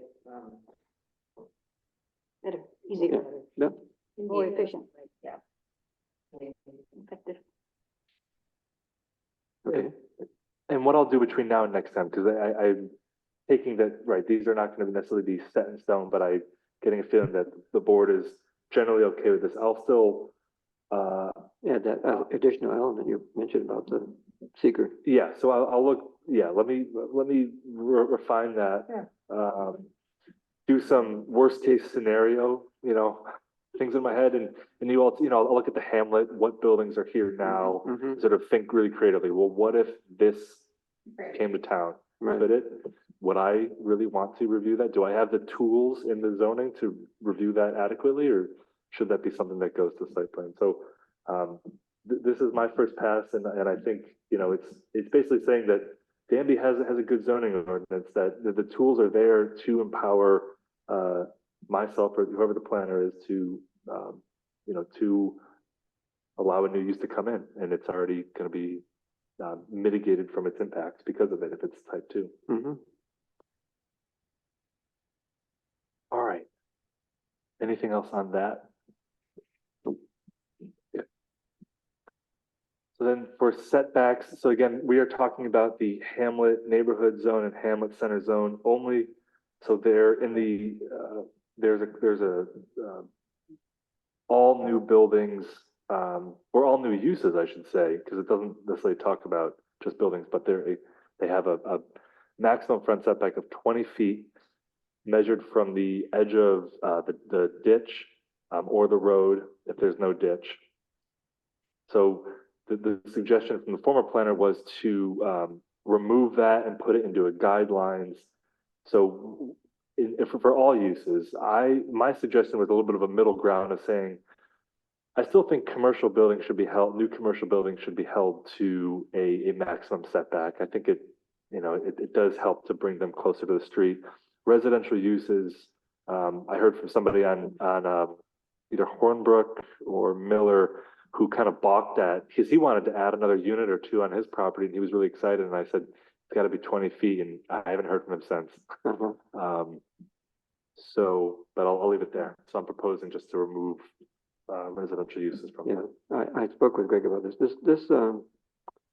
I think that the number that's in there is too short. Because maybe it's worth taking a look at what's actually out there, in terms of how far buildings are set back currently. But it was an important part of the change that was made, was to create this maximum setback to address the development pattern we've had in recent decades of people choosing to build way the heck back on the properties rather than, relate to. You have it closer, you can have the parking in the back. Yeah, right, exactly. So you're not. Not for residential, yeah. Right. Well, and it's hard to imagine how you could develop neighborhoods or even infill in ways that would allow further growth if people go way the hell back. Sorry, I did that. Well, I know you You did, don't but like you're my not in the house. hamlet. Okay. But you're not in Hamlet. We're talking about the Hamlet, and in the rural zones, it's not near as, you'd argue it's rather different. But if you're trying to create a hamlet, walkability and stuff, but that's essentially what's been happening. People have been treating the hamlet and what we now call the Hamlet neighborhood zone is just another part of rural Danby, and they buy 5 acres or 7 acres and plop their house in the middle of it instead of, relating to what's there. And it's a chicken and egg kind of thing, because back in the day, there was something you needed to walk to, and now there isn't. So why would you build your house close to the road if you got nothing to go to? Well, if we're looking ahead to growing hamlets, you mess things up big time when you take 10 acres and plop a house in the middle of it. So, I mean, I thought it really was important to create a maximum setback. But what I would propose is that it be maybe 30 feet for side roads, and more like 70 feet for heavily traveled highways because of the noise issue. Noise is dust. Yeah. I mean, the dust is not just dirt roads. No, and Treatments. right. No, as you know, we have complaints every spring in the hamlet from all the dust from the what's it called, the traction agent that gets spread along with the salt in the wintertime, and in the spring it turns into a dusty mess. But being farther back would reduce them. It's still annoying though. It doesn't even, you have to be way back not to be affected by the dust. But, so anyway, I personally think that it would be a big mistake to remove the setback maximum altogether in these zones. But I do think it would be good to increase them from what's in there, because I think 20 feet is awfully close. And not only is it the comment when at the zoning meeting we had in West Danby, when we had an application for a house on the main road, and we're dealing with 20-foot setback. We had, and the guy had to get a variance in order to put his house some other than, but people were astonished that a setback that close to the road would have been included in the law in the first place, and particularly on the main highway, where who would choose to build that close to the main highway you know, unless you made them do it. These guys had to get a variance too, to build their house. Yeah, yeah. Well, the other way around, yeah. So, because of the impact of people building way back, I mean, I think it should be a variance that's needed to do it. But I also think that a greater setback is wanted on those high-speed roads because of the noise. Well, just out of curiosity, I agree that setback's too close. No one would ever want to build a house that close to the road. You know, I mean, they want to build somewhere else. But I'm thinking about these larger lots, and your idea is that you're trying to bring them in closer, so there's houses along the road. And some of these larger lots, probably what you're really looking for is that for them to subdivide it. So that we're creating density in that downtown hamlet thing, because that's really the overall goal. So my suggestion is, again, having Greg, when someone comes to the planning department, is to work with them and say, look, we're not wedded to this 20 feet.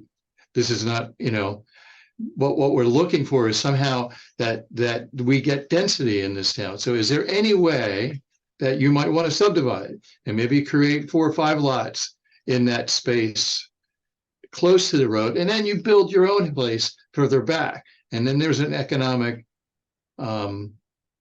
incentive for them, because then they would be able to build those on those lots, or be able to sell those lots, and then they would be buildable lots. And then it gets into a planning thing. So I think it's somehow that we need to encourage that conversation, and to put Greg in the middle of any of this stuff coming in, rather than say, like what happened there, where the person saw that 20-foot requirement, said, there's no way there's no way I'm going to build there. I'll see you later. Goodbye. Yeah.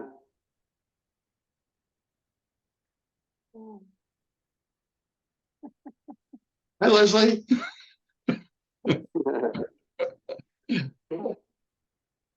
Yeah, I mean, if ideally, but I don't know how you would do it. If there was some way to say, if somebody's got, suppose 5 acres or 10 acres, and it's in one of these zones, and they want to build a house, if you could sort of say, look ahead to, you know, what we really want is to create density in this.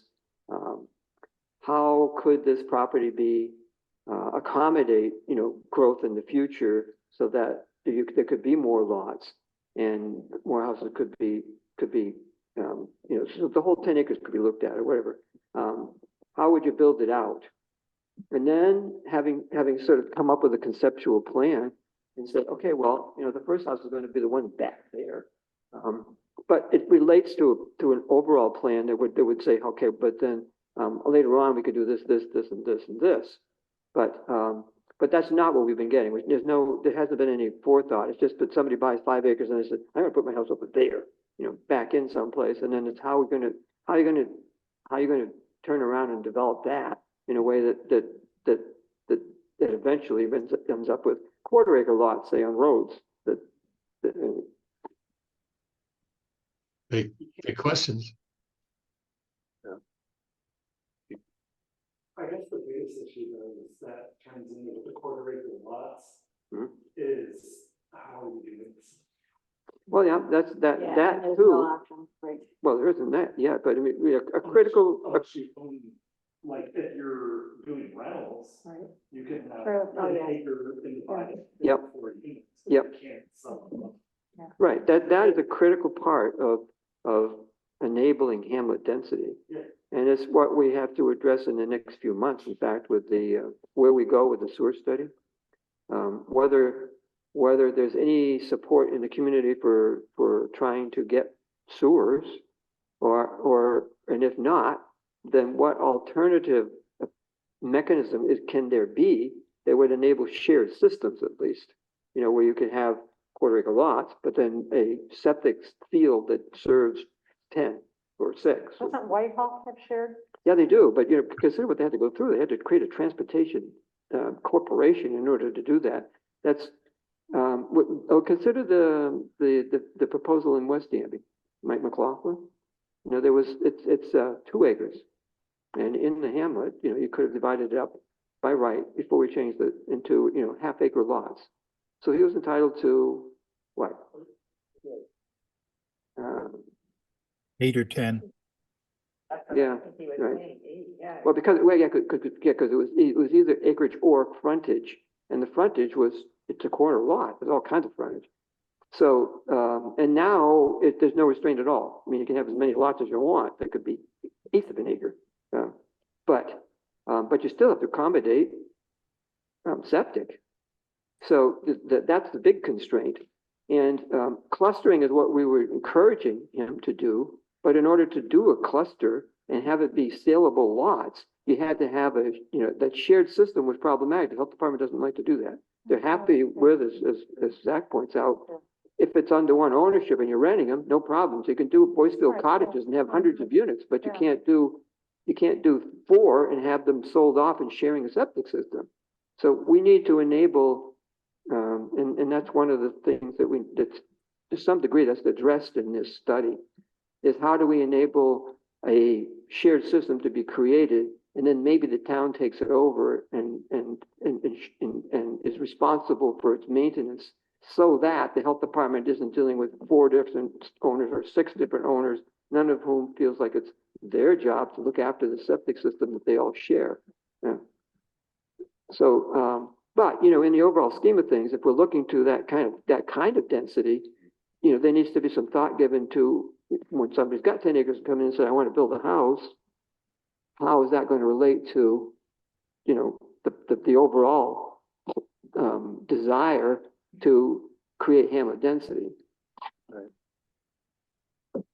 And the easiest way to do it is to have this maximum setback, but that doesn't really address the bigger picture. But maybe the bigger picture is to say, either you do this and put your house up relatively close to the road, you know, 75 feet if you're on the main road and you know, within 30 feet on the side road, or you could go through a process where we look at your whole property and see how it could be integrated into a development plan for the hamlet, and then your house could be one of 16, you know, and it's the first one back here.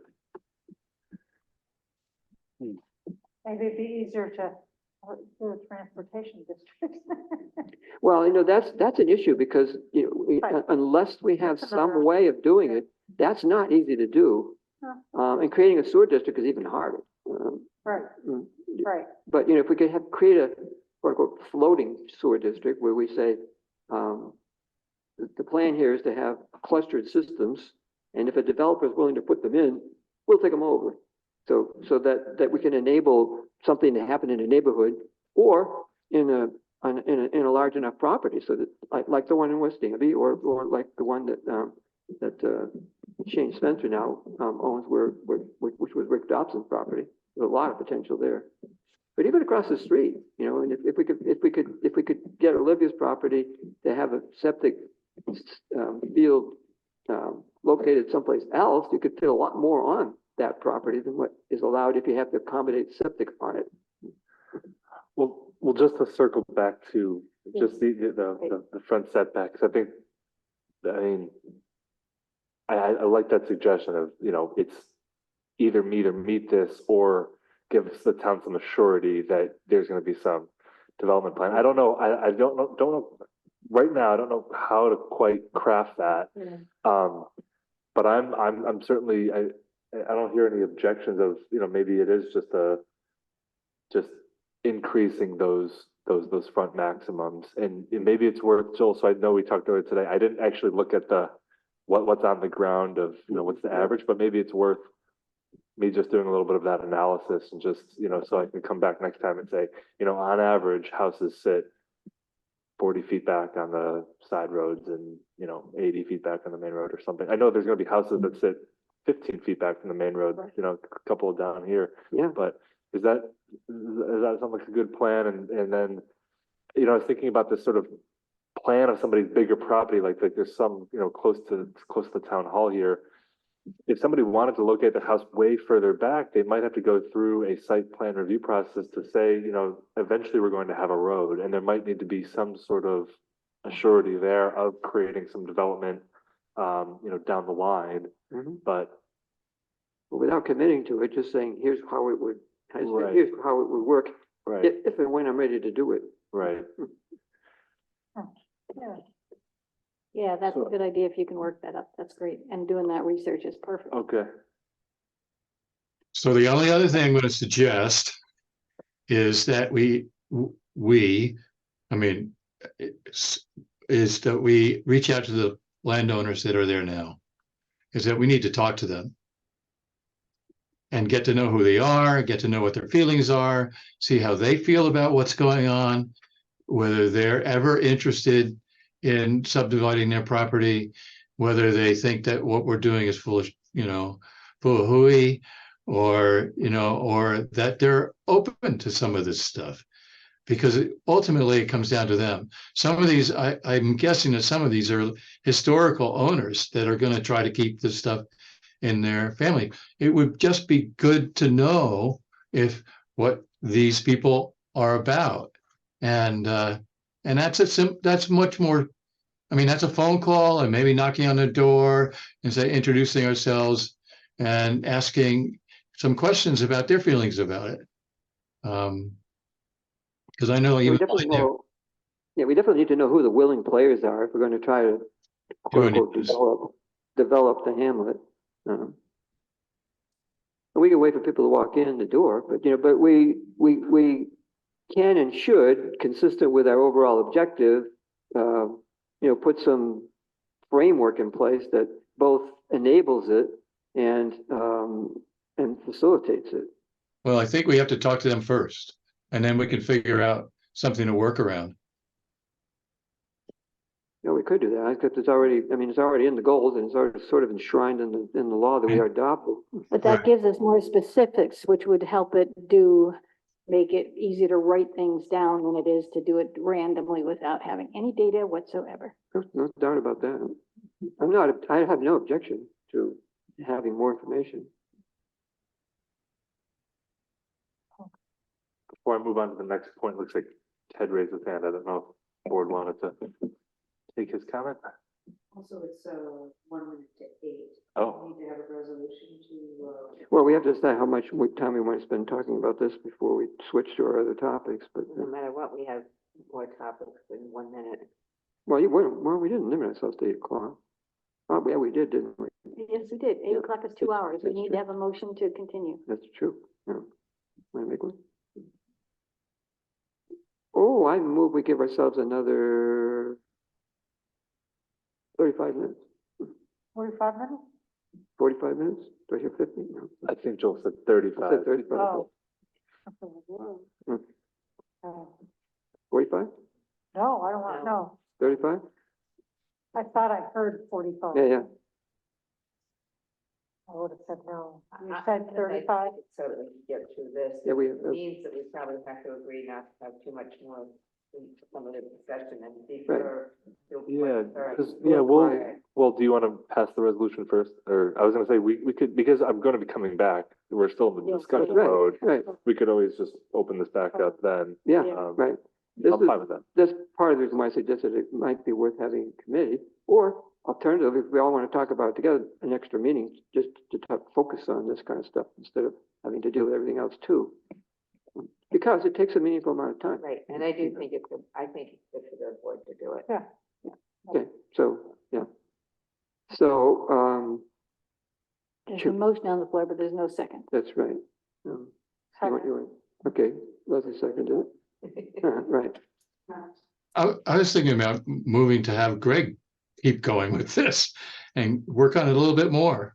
I don't, our discussions. Probably what, I mean, yeah, but the motion on the floor at the moment is to extend the meeting because we are up We against don't our. have to use the whole 35 minutes. Right. Yes. Okay. Yes. Yes. Yes.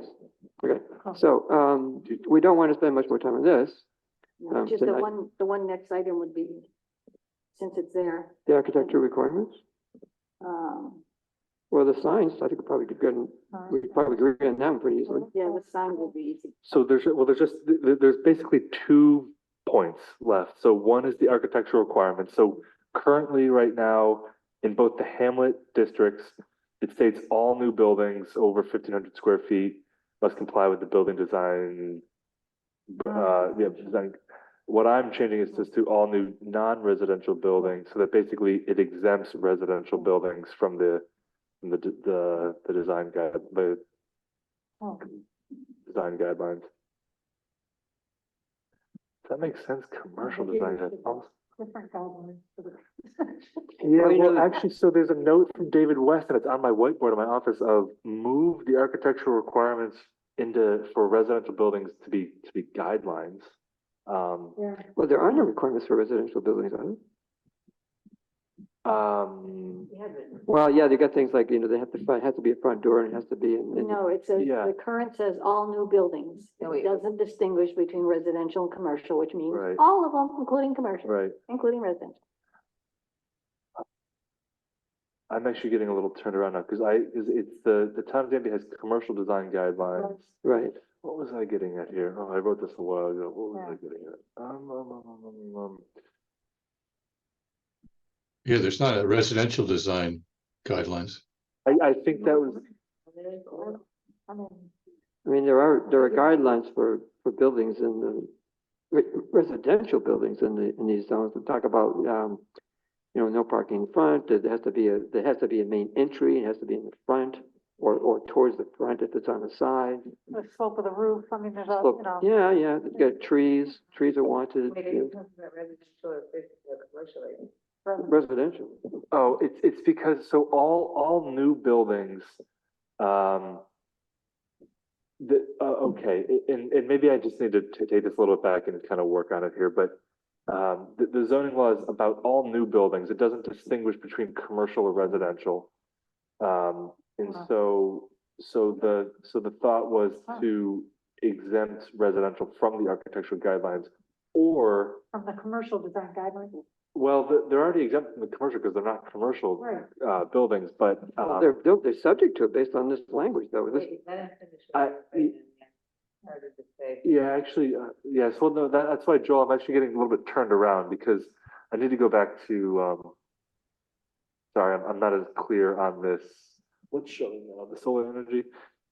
You know what, so I'm a little, I'm not sure what I'm even saying here, because these are all new buildings over 1,500 square feet must comply with the building design section of the town of Danby commercial guidelines.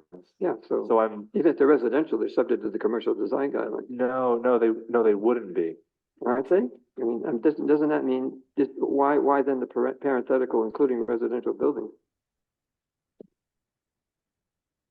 I'm reading right over that. That's Yeah. exactly what I'm saying. Yeah. Okay, sorry.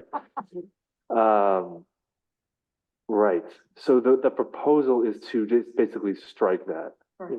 But I'm hearing that maybe we don't want to. Maybe that's not really. Well, I mean, if we, No, we need to strike that because it can't be the commercial guidelines, but the question is whether there's an alternative guidelines for residential, that may be an issue. Right. But at least we want to take it out there. They shouldn't meet the residential, Right. commercial guidelines. Right. commercial guidelines aren't too bad for residential buildings, frankly. I mean, I think that may be why David put it in the first place, but we hadn't really talked about it.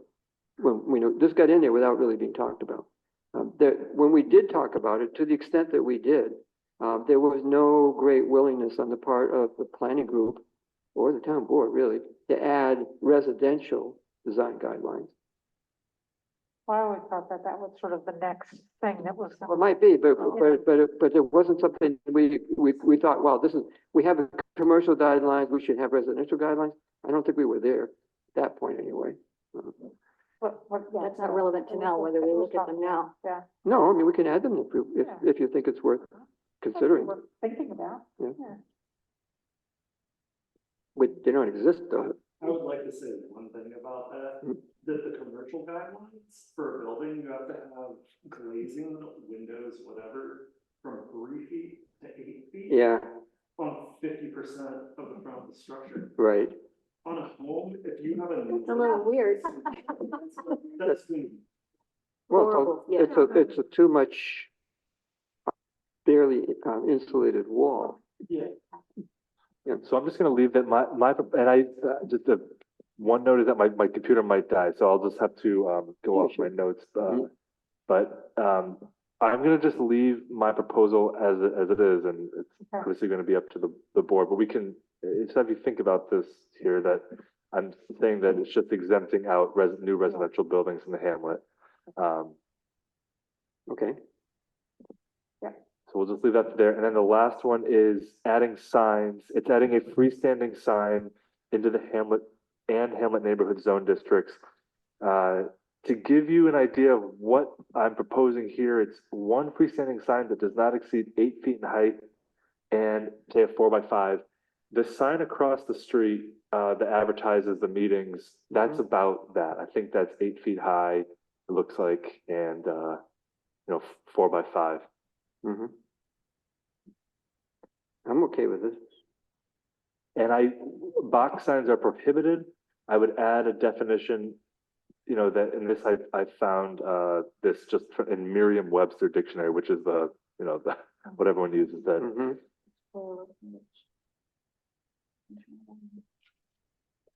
so like sort of those plasticky kind of Dollar General signs would be prohibited.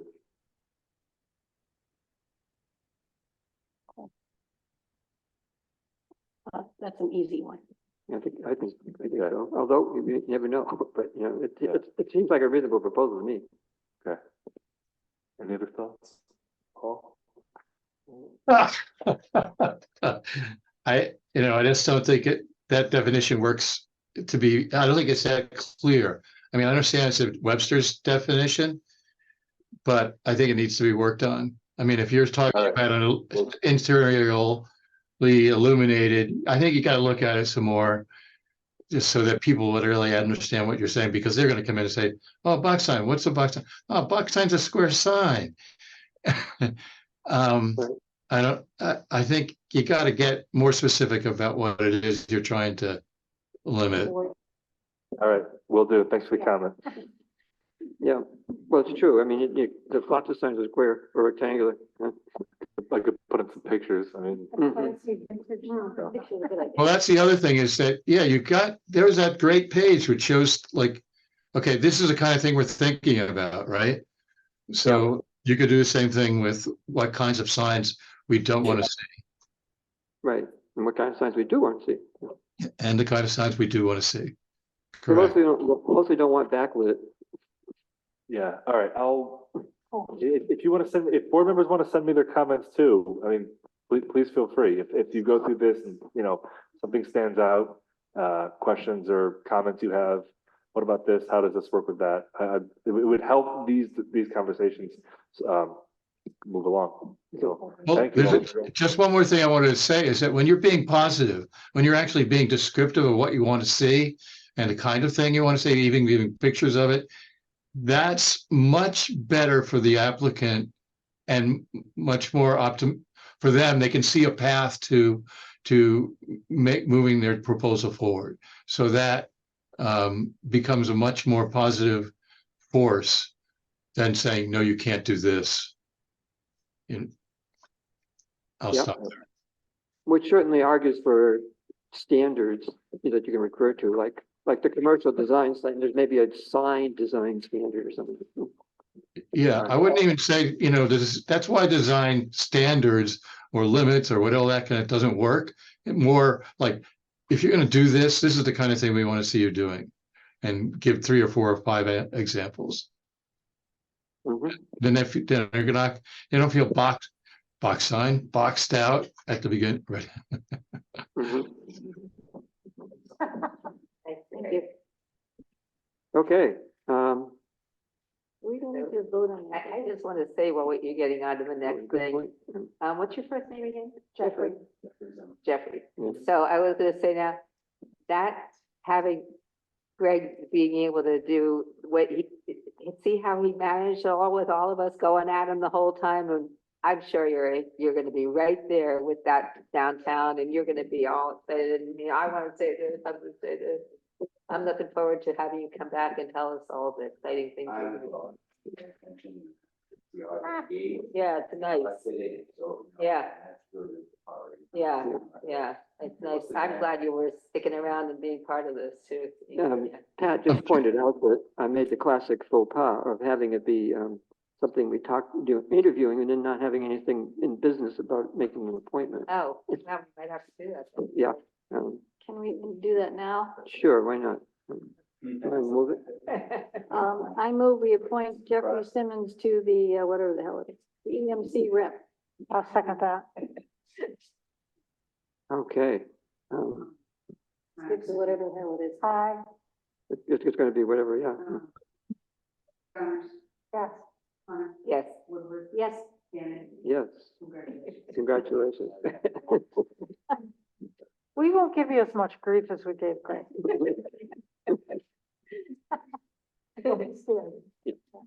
Senior and disabled tax exemption.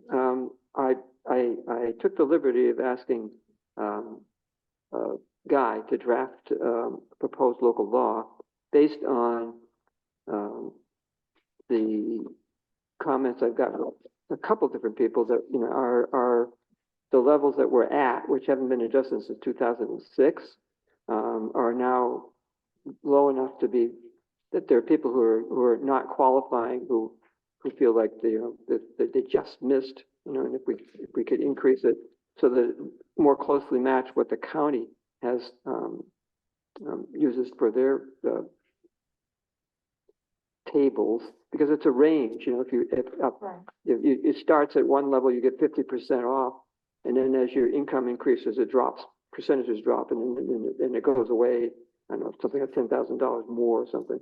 So we have both the, I proposed, what Guy did was to draft a law that would have Danby match the county's levels. And then I spoke to Jay Franklin about it before I spoke to Guy, and then afterwards. And Jay gave us an analysis of what the tax implications would be for us if we adopted the county's levels. And it's not insignificant. It's over $3 million decrease in the tax base. It would amount to, for the average $225,000 property, about $11.55, something like that, increase in annual property tax in order to increase these exemptions. So the question for the board is, are you willing to entertain passing this local law to increase the exemptions for seniors and disabled? Yes. And if so, we could go ahead and schedule a public hearing for it. Probably not for the first meeting, because we want to let the public know it's coming and have a chance to comment at the public hearing. So probably for the second meeting in, that should be on here too. The second meeting in February, which we might want to consider moving because it's on President's Day. Are you agreeing? So how about, we're not supposed to do this. We'll have to do it in two different motions. I move that we move the February meeting to Tuesday rather than Monday. But that third Monday is the day afterwards. Can we do that? Let's see. No, we can't do that. Planning board. We'd have to move them Wednesday because the third Tuesday is the planning board meeting. So we'd have to move it to Wednesday. Is that, anybody want to second that? To move? The second town board meeting in February to from the third Monday to the following Wednesday. The next Wednesday. Yeah. Whatever day that is. I keep forgetting to bring my calendar. There's also the Association of Towns training is that week, so I mean, depending on if somebody goes, that's. Yes, I think Leslie did, didn't she? Hmm? I think you seconded it, didn't you? Yeah, Connor, yes. Hunter, Yes. Woodward, Yes. Gannon. Yes. What about? So then the other one is, I move we schedule a public hearing for this, proposed local law to change the, senior disabled tax exemption, eligibility to the, 6 o'clock on the second meeting of the board in the month of February. Which will be that Wednesday. Yep, 21st, whatever it is. 21st. I know, do you know, Mariah? That's probably about right. What the, oh, there you go. The 21st.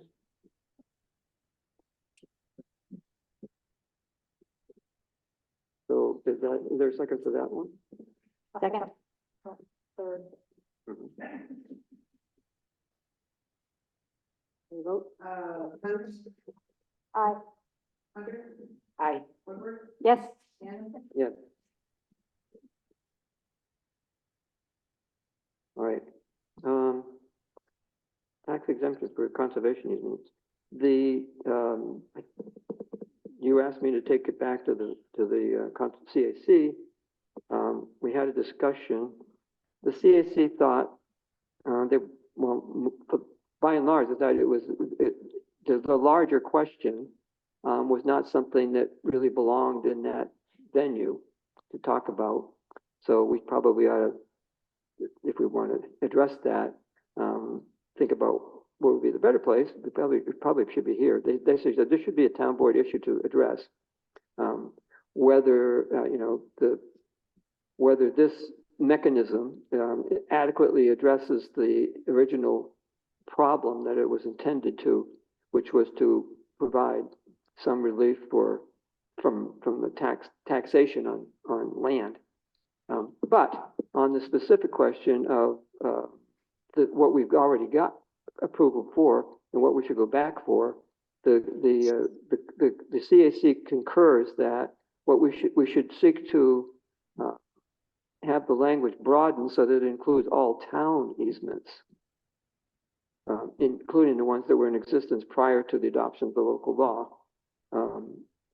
They were not in agreement that it should include easements by other conservation organizations because they thought it would be administratively difficult to do. So that's the CAC's suggestion. The question is now, what do we want to do? Should we go to Anna and to Leah and say, can you get us the law amended so that we can include all Danby easements? Or something else? Danby easements. Yeah, Yes. right, all town of Danby easements. All easements held by the town of Danby. Right, correct. Yeah, Right. yeah. I think, yeah, I would be, Yes, and if there's anything to be done in the future, it's a separate issue. Okay.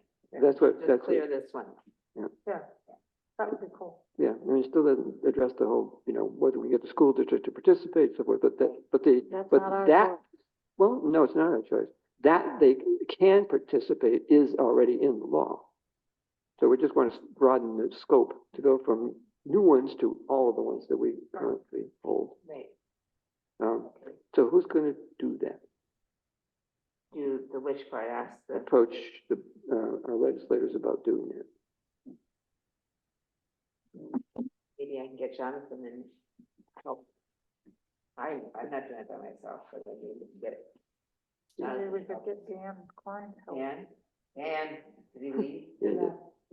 All right, well, you want me to ask Dan? Maybe he would help us. Maybe that'll help us, yeah. I mean, I suppose I could do it too, but I'm just wondering, I'm just asking. I just don't want it to say, well, yeah, let's do it, but then Right, nobody's exactly, assigned to do it. right. You want to call him and ask him that, or? Who, Dan? Yeah, Or I can do that.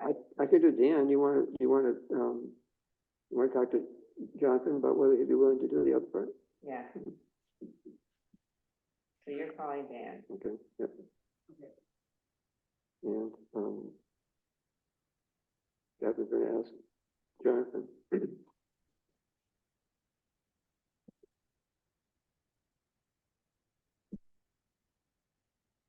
Right, the Little Free Library proposal.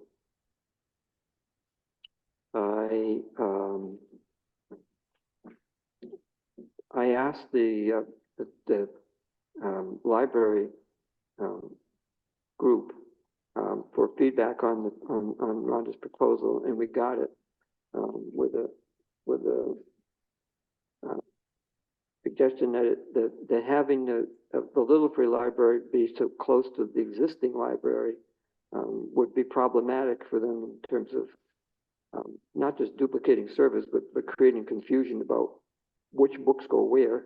And I want to note that when they gave that explanation, they said it has already happened, that they get things here that are actually from the libraries, like in Caroline, that are not even close to here. So when they say not having it out front is not what they were saying is the problem. Close is on the road is still close. And the problem is if library books from here, now when other library books get returned from here, I'm sure our library gives them back. But on the free library, if somebody goes to the free library, we never get it back, and we paid for those books. And I don't want to take away from the library here. I think we should add to the West Danby. West Danby doesn't. West Danby doesn't have anything. The West Danby should have one, yes. No, I think it's a great idea to have, especially in West Danby. Although, as you heard, there are concerns about the suggested location. But as I think might have been Ted observed in the beginning, it's not really our role here to offer a location, and the only locations we have any control over is the public property, which would be the town hall property in this case. We don't have anything to say about what the FLT might be willing to accommodate in West Danby or where. But one thing I thought might be worthwhile, one thing we could do is to put something in our town newsletter about this idea, and maybe mention maybe not mention the site, but just solicit suggestions from people of where good locations would be, and direct those to Rhonda so that she can, scope out possible locations. But if they're not going to be on town property, I think that's probably our role, is to facilitate the process of locating them, but not but we don't have to, and probably shouldn't say that the town hall is one of those places. You want, Rhonda, you're muted.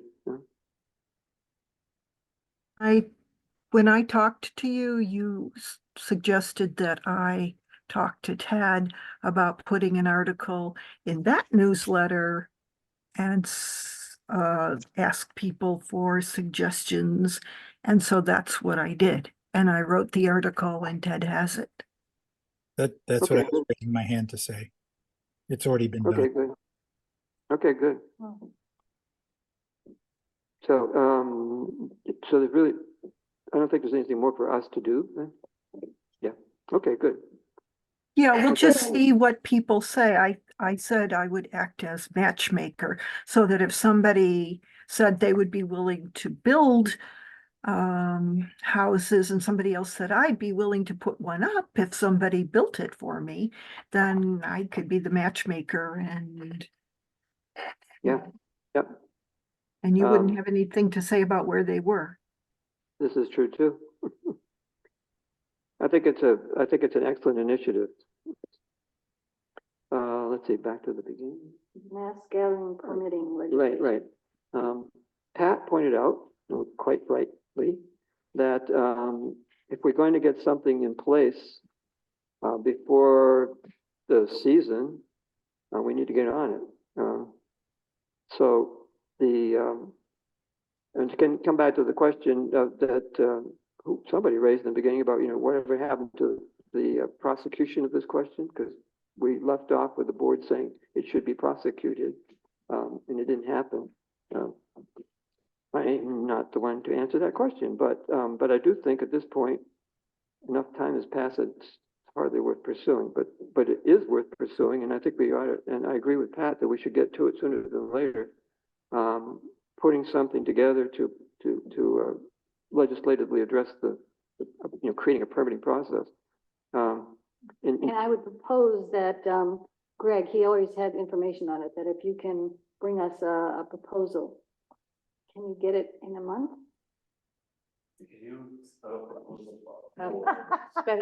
Special permit, a special event permit. People have used different terms, but that's the term that Truman's for Ulysses has it as a special event permit. Right, yeah, I was probably just going to model there. That would be That perfect. might work, Bob. Could that be done the second meeting in February? Is it better to wait till March? March. Well, I don't know. March is better for you? I think it could be done faster than that, couldn't it? Because I mean, I think you could bring something to us. Yeah. We have a chance to look at it, and then we could decide. We'd have to schedule it. We have to tell people about it, and Right. and schedule. Create a local law to do Then it. by the second meeting in February would be. Okay, Yeah. that'll be great. Oh, thank you so much.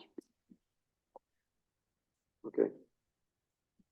We're just gonna table some of this stuff, will Yes, take a little bit. yes, that'll move that on a little, sorry. But this actually is more important. The reason for the push, of course, is that people start planning quite ahead, Yeah. scheduling. Advertising higher bands well ahead of the conference. So we want to prioritize getting something in place before we mess up anybody's plans. The contract for services for Tompkins County Soil and Water Conservation District is something that we have been doing now for several years. They provide us with expertise when we need it. Or What are you talking about? the next item on the agenda, 2.2. So we have a contract with Tompkins County Soil and Water Conservation District Oh, to provide basically engineering services for us at a, on a as needed basis. I move we approve the contract. where was that? It was on the agenda. It's at the top of the agenda as an addition. It's 2.2. Sorry, I didn't see the contract. Oh, it's linked to the agenda at this point, but I don't remember when we linked it, but it's been in the folder for, I don't know, a week or so. I went through the folder today, yesterday, so. Maybe I didn't link it right away. But that's why it's an addition to the agenda. But well, I think you sent it to me you sent it to me timely, but I didn't see it until like yesterday. So it got linked late. Is it different than the last contract? No, we it's had? the same. It's the Everything's same. Yep. Identical. The only thing that's changed is I think the rate's gone up a tad. The what? How much we pay per hour has gone up a little bit, but it's a pretty good deal. Was it $57 an hour or something? Yeah, it's there if you want to take a look at it in the folder. Yeah, it wasn't there when I looked. It's exactly the same as it was last year, except I think maybe the amount per hour has changed. All right. If it's the same as it was last year. Mhm. Did you move it? I moved it. Yeah, I'll second it. $57 Yeah, okay, remembered it correctly. Yes, and Pat seconded it. Any discussion more? No, okay. Yes. Yes. Yes. Yes. Let's see. We are requested by Hartig to acknowledge receipt of notice of intent. I move that we acknowledge receipt and so notify the State Liquor Authority. Second. Oh, for across the For street. the liquor license of application for So you're Danby gonna, Food you're and gonna Drink. send it to them. Yeah. Okay. Well, Mariah probably will send it, but Huh? we'll fill out the form, say, yes, we were notified. And we send it. And we're, Yeah. I could say we were okay with it, but we don't have anything, we know, is what it all Right, basically says. Right. Essentially. But I can say the board has acknowledges if we, make it an emotion and a resolution to that effect. Receipt of the email. Yeah, Yeah. we We got it, we yeah. got it. He notified us. Yep. So, let's see, did that get moved and seconded or?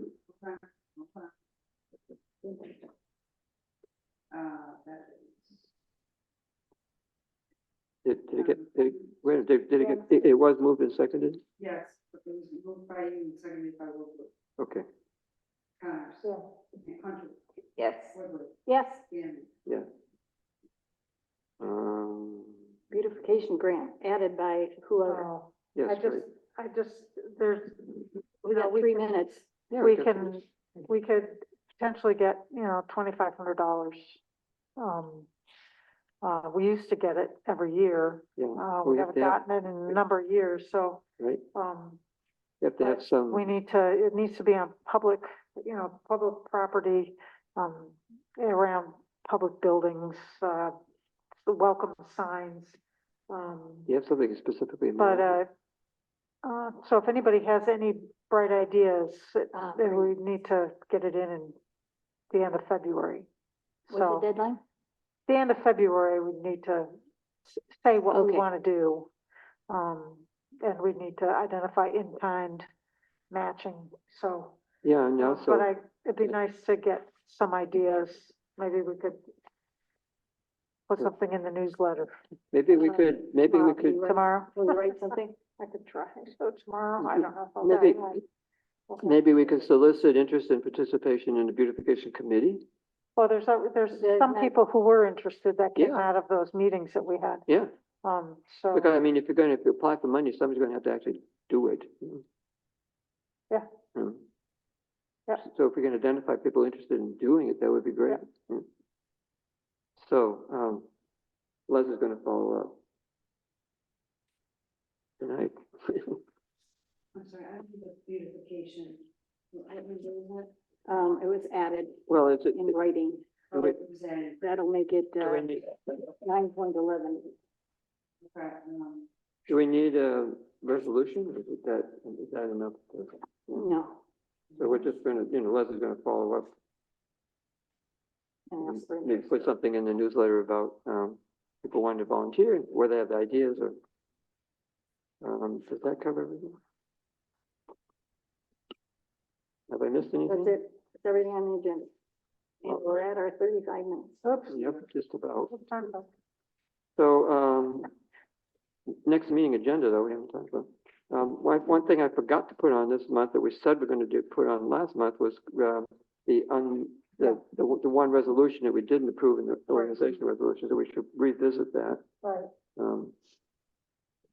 Which one? The one about, reaffirming our policies and Policies and procedures. procedures. Oh, Maybe we'll have something on noise, yeah, Maybe what? but maybe we'll have something on noise. I'm not sure where Warren is in that, consultation with Guy and coming back with something. that, I thought there was some discussion about Joel, Warren wanted to talk to you. I thought that's what we said earlier in the And meeting. And Greg, Yeah, And so Greg. that's already, in the That's works. right, Greg said that. I'm just right? mentioning it, being it might end up on the agenda. Yeah, because it's clearly, what Guy gave us is not acceptable. I think. Well, it's no, not not, one of no, them, we, but- no, we were expecting it for Yeah. Warren to come back with something, having talked to Guy, that closer to what we expected. Well, Guy's suggestion was to maybe look at the land use laws, see if they can be updated to. That'll take more time than just a Oh. standalone law, so that will take time to work on. Yeah. The special It's not event like this, permit you look first. at how those are regulated. Music zone, which is why Warren was gonna reach out to you, Joel, to ask, what are all the complaints so that we know Oh, what right. spectrum Ah, good of idea. issues, where zoning actually tackles it. I don't know if zoning can tackle everything. Yeah. Probably. Actually, I think that I have a list of complaints are compiled, less Uh-huh. about that. So- Yeah, that's right, Leslie might be the better person to talk to, but, So, because she keeps lists. I heard you're a great resident. I didn't list. If you want to take that down and send me. Okay. All right, well, with that, I think we can adjourn the meeting. Thank you all for attending. Careful with yourself. I think. Somebody get